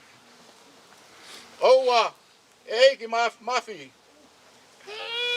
Oua te ke tuanga ki mau tolu ke ngai mamai kona. Oi mate tai ngata. O ke a whioi eiki e ngai mea fufu I ho mau loto. Kai oua na taofi o fofonga alo wha me mau ngai lotu. Ka ke whakahawhi ki mau tolu e a whiona. Ai eiki mau ni oni ange whau. Ai o tua mafi.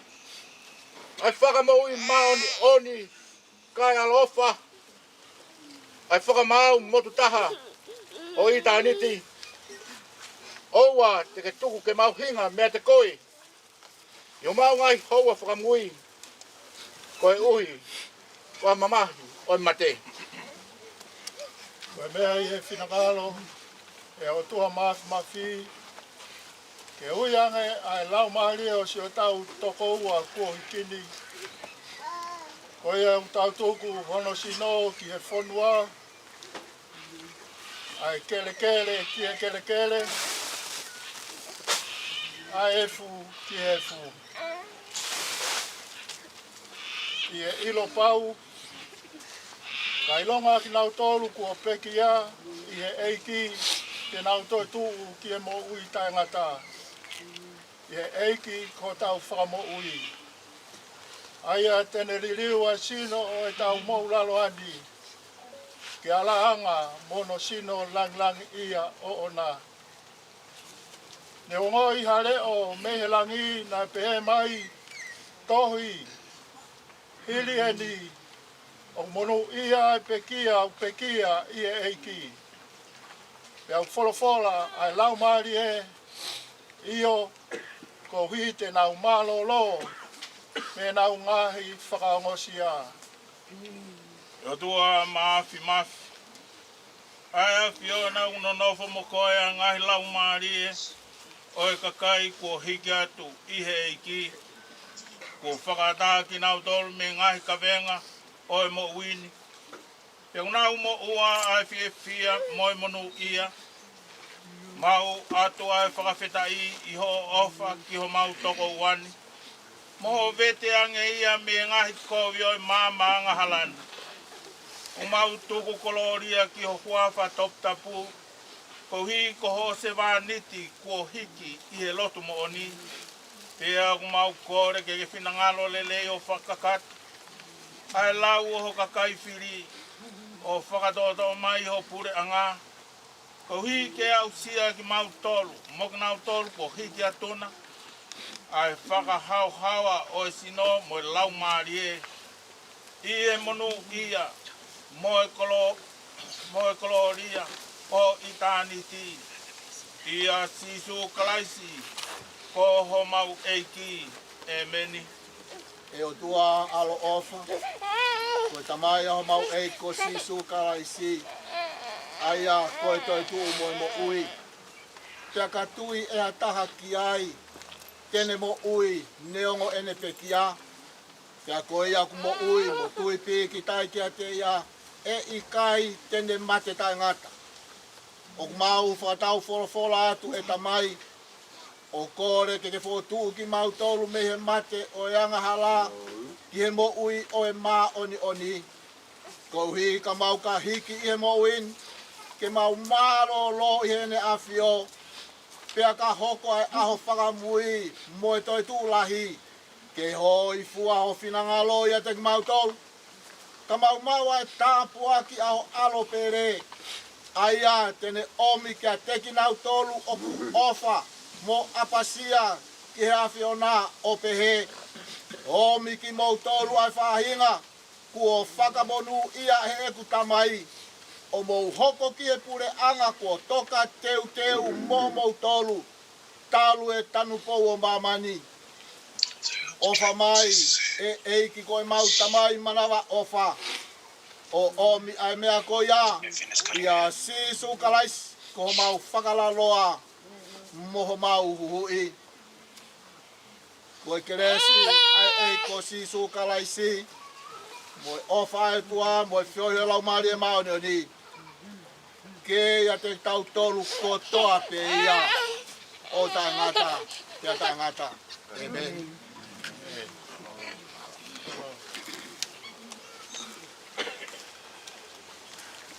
Ale me dai ata Luisa. Ale iki ka pa ke ka. Luisa. Ale ka pa to ka.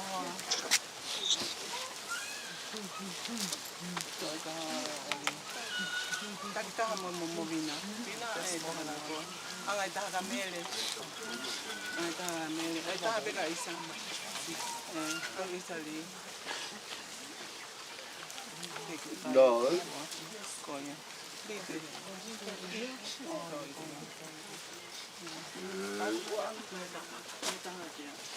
Sione? Che siamo? How John lì? No. Vamos.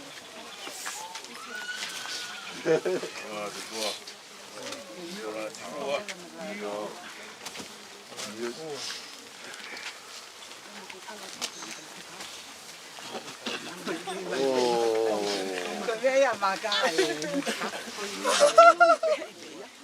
No. Mom. Mom.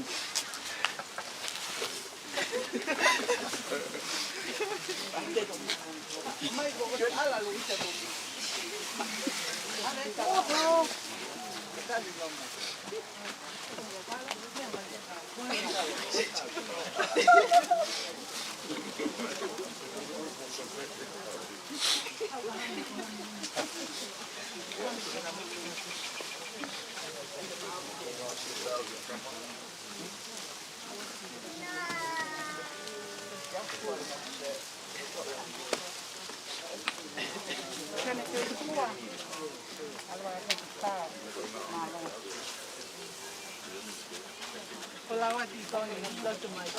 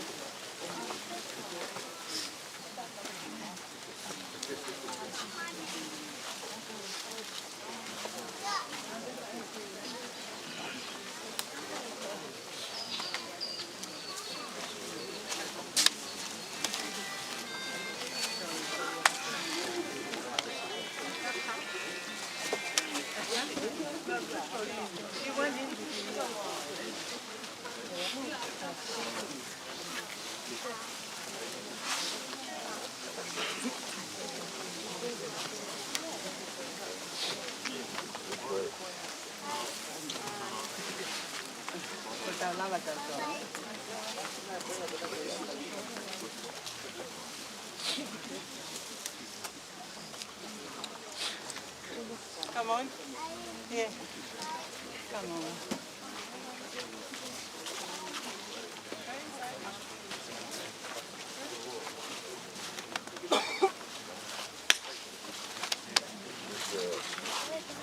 Hi, Steven. Please, last but not least.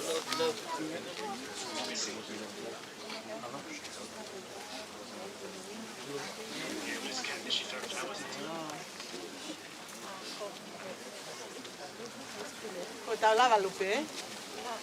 Tanela. Mo tanwa mo kakete.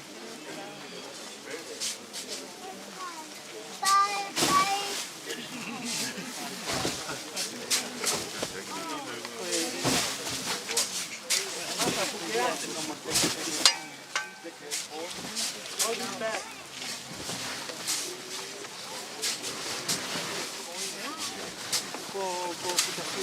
Kau ada ke kuliah sama kau go jalan ke kau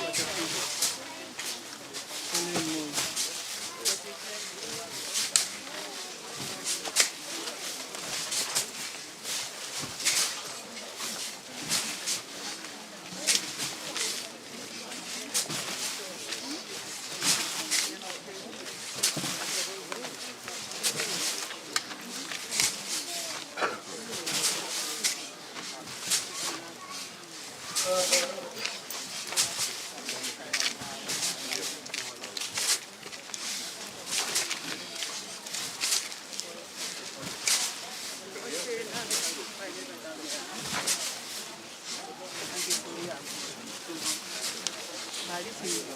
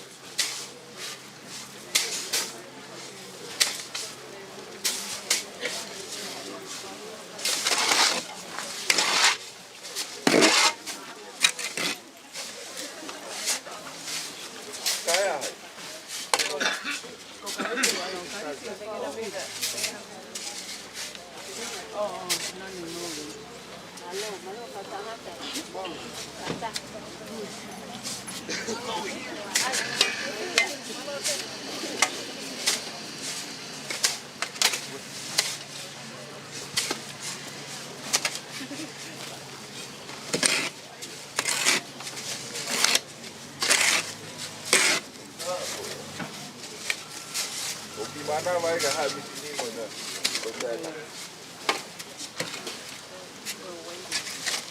Right.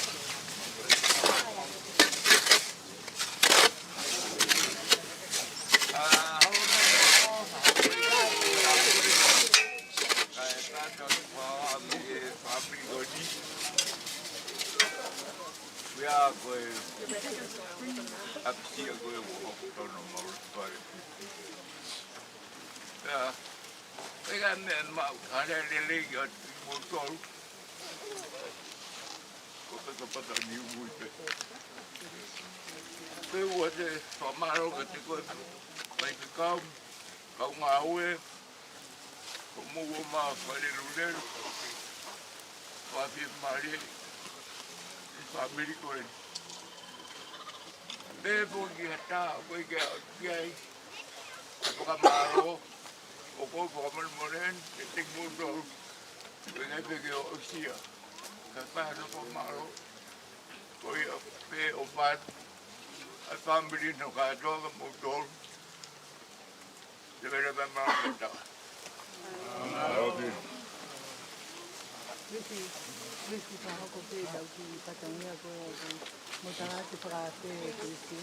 o Moimoi be tala ek pasken ka to famanato be ki kore be ki se kone tono taimi e siasi wai ki patongia whakamawa e ki whanau paia. Koe aloe e ti koni kai toi whakmai. Kore be ki se kone tono ka hiri e ni. Kia mou mea au ki loto ki he ke whai ki whakamawa e ki whanau paia. Koe mo siasi. Koe taututu ni. Ni maa e fiafi, kore atu ke ki moutolu. Mo mea ange ki take nonge he ni maa. O kia i ki foi papanaki hamu ai u teu e ki whanau paia. Ko mea amo wewi. Taka hiri a. Foke e tonga ke tonga. Toke lau ke toke lau. Ta whai ak pē mua. Ia. Lawe i pē motuani koe taimi whi moe kina. Taimi o e tō mahaki o tō he whanuani. Taka iaia ki hii whatongia ku tō e. Tuk mai pē mua ia ka te au. Maka mu pasiaka si ke mau toki whakakata. Ato e kore whamore. Ka paune ai ha tō whatongia kai hoa mo tau mo whatu o mo wakai. Ke hūwhanga pē o mo rotlerei. Koe toi pē ni ata mai.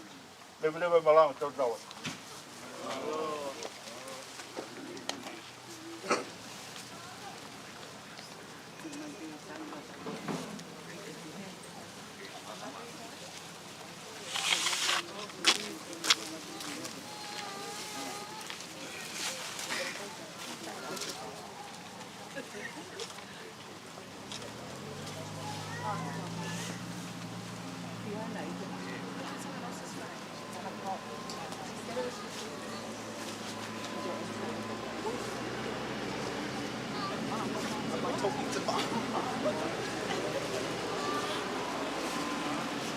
To the side, Billy.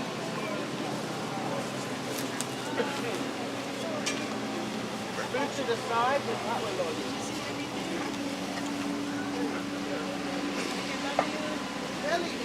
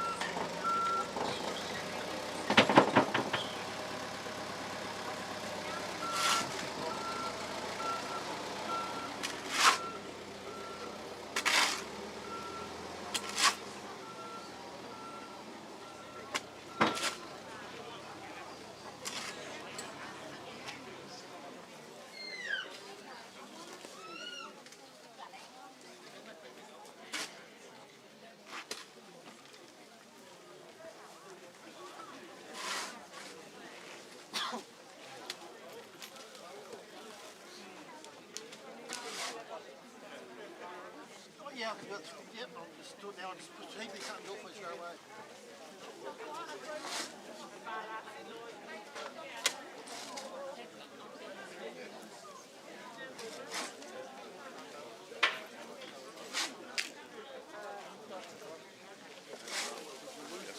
I don't know if there's in it. I don't think it's in it. Could be anywhere in the back on your view.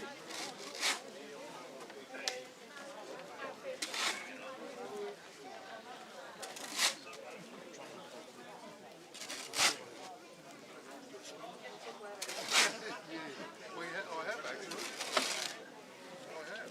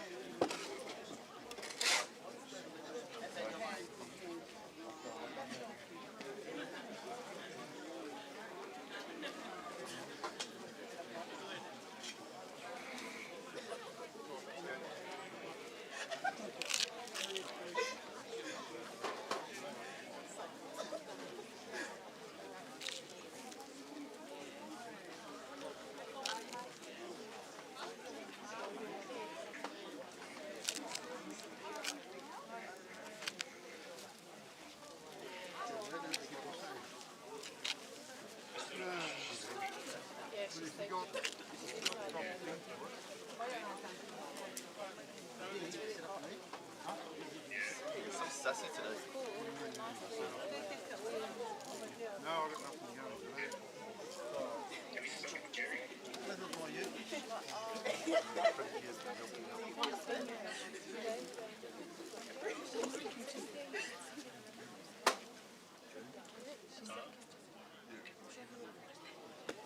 Yeah, I think he's watching the live. Cameraman.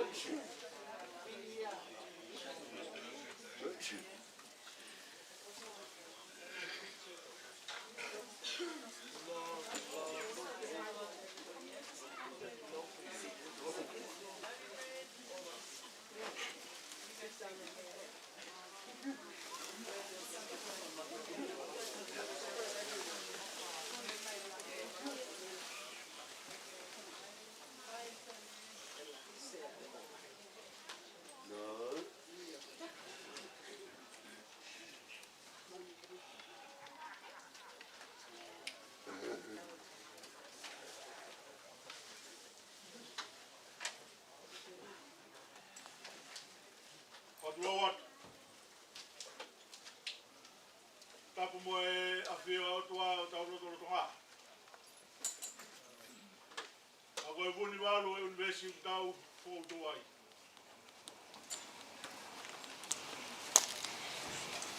Tapu ki a Carlo. Whanau me whakamapuna hau eiki. Tapu mo kere tupu au tau ronuku ai e Jeff Quinn. Tapu ki e tahine whahu. Tapu ki e urumotua. O Murrumbateman pe kai o mpe haku whanga maarie. Ki o whapumoa e pe whanau e ki whakamaro tuani. O Steny, malo e ohi tama. Malo e huki tama. Ngok tau ki te. Pau osi e ne moui na ne kumi ki he iki. Tai ilo. Nā ne ilo. Koe vai whakanonga pe ia. Koe me au pe te ne tuku mai ne whanau. Kai uma a. Ano hoa whanga. Koki pōpuna. Talu me au waki. Mo mo tautua siogrot whare. Aki a loto de rei. Te mau lau ai o mau manu. Lau ai o mau kāpua ki.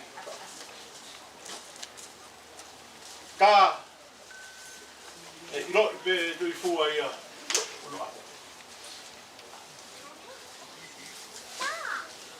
Oa mua na ngata he ta wheo hiki. Mana tua mau pe au se whanau. O me te a mau whatongia. E kei hoko atu pe tau wheo hi. E ko mau mata e ora le rei e rotu. E ki whamiri. Tuku ke whamoni atu. Mau whonu. Mahua he kresi mo e ofa e ki. Ko hiku holo te rei. Masiwa hau ni ma. Hala he koloa. Masiwa he rea. Whakamalo pe nia. Mi he loto. Fonu e haunga ia. Tumua ke toki whakakato me langi. A ki whakamalo waiwaini. Te ko kau whakataha pe moe uitau mo ki whanau. Kore ke langi. E tau moriringi fo ne keresi. Nofo ia siasi. Ke hao mo malu i keresi a whiona.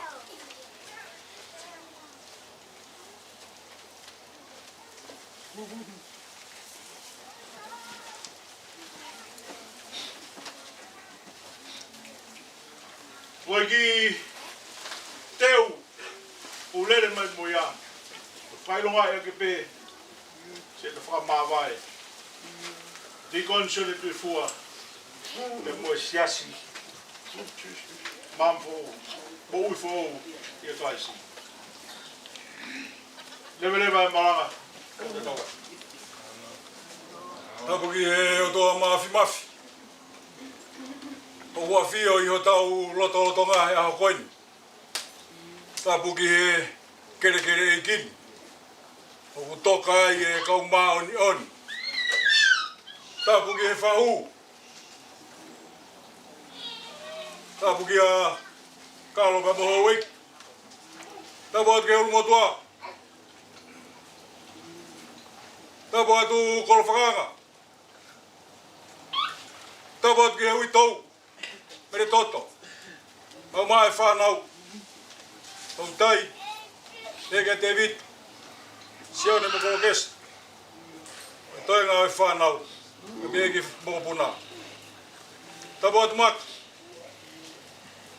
Tapu atu kei toka kaha.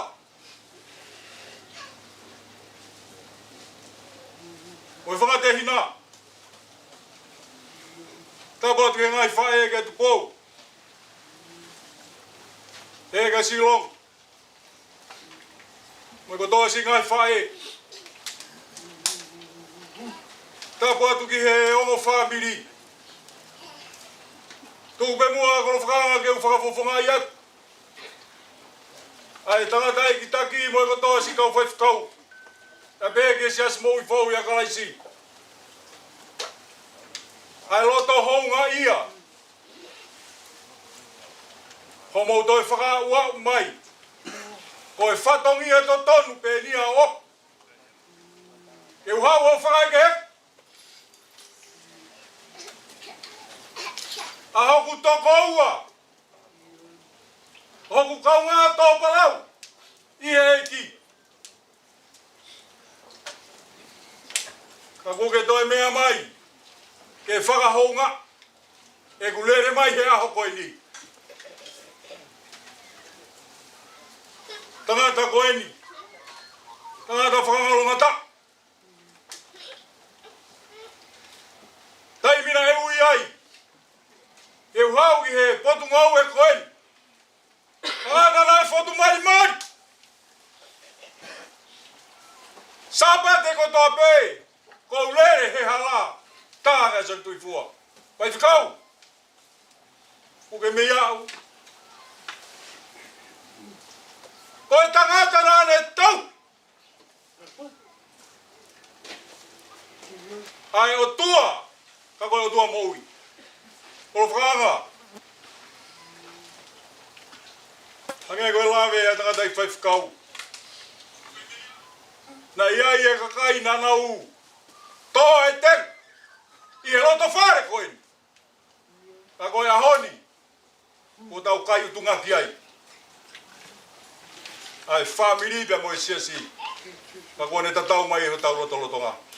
Ka malo atu ko whakang. E kia e tofa wah. Ui tau pia mo ki whanau. E peke atu ko mo singa i whae. Hongo family. Ai toi whaka ua mai e whakamalo e hoa koe. O honga ia. Ai tangata i taki kau mai, kau tangata i whaifkau. E whaifotongia o e hoa koe. Rewa e whaha kau tua o wha.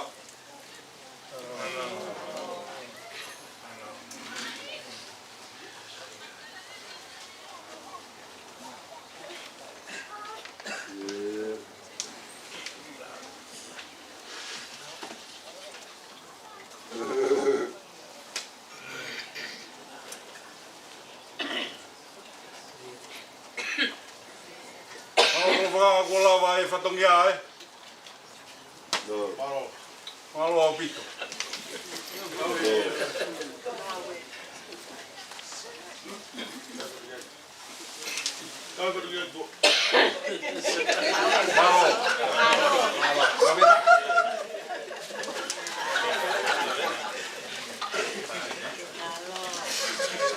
Kataki mai e ka inga o ken pela o tauhi atu e o whakoe ne family.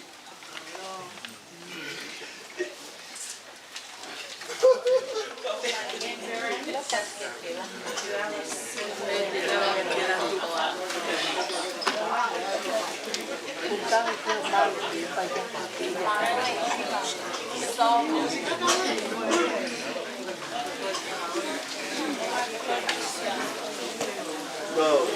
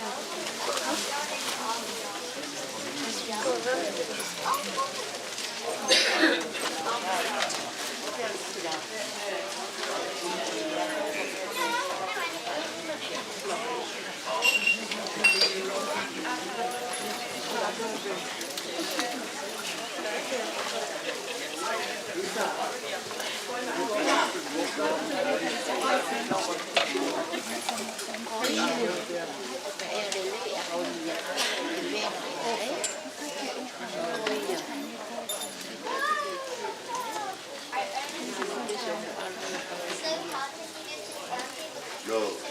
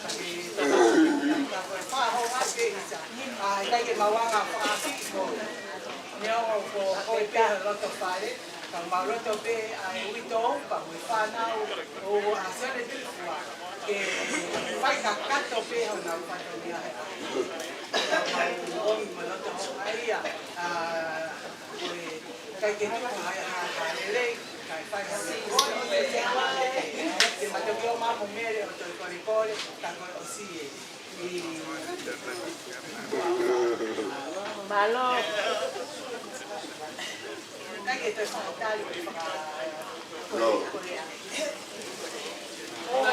Malo pakai gigi pa. Malo ngau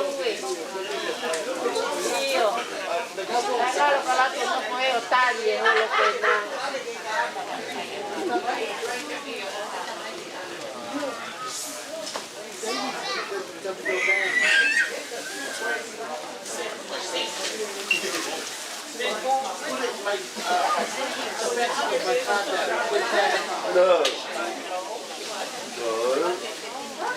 Tony, vos sabes que lo hay para un que cabe de mal.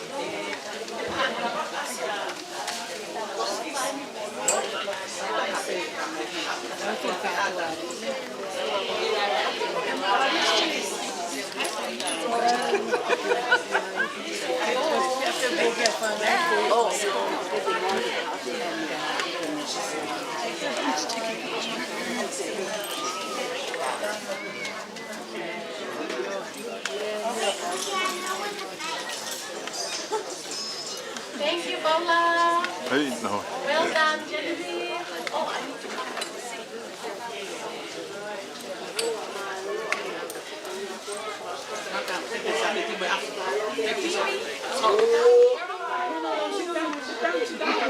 Take it off here. Take it off.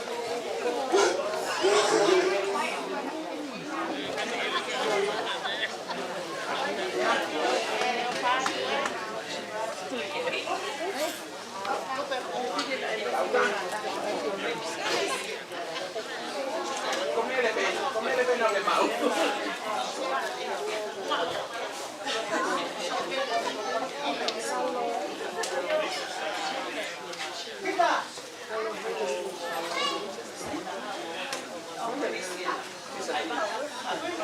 Goanna, ne ilo che ferma. Alfa fe alvisa. Ai almaga alvisa.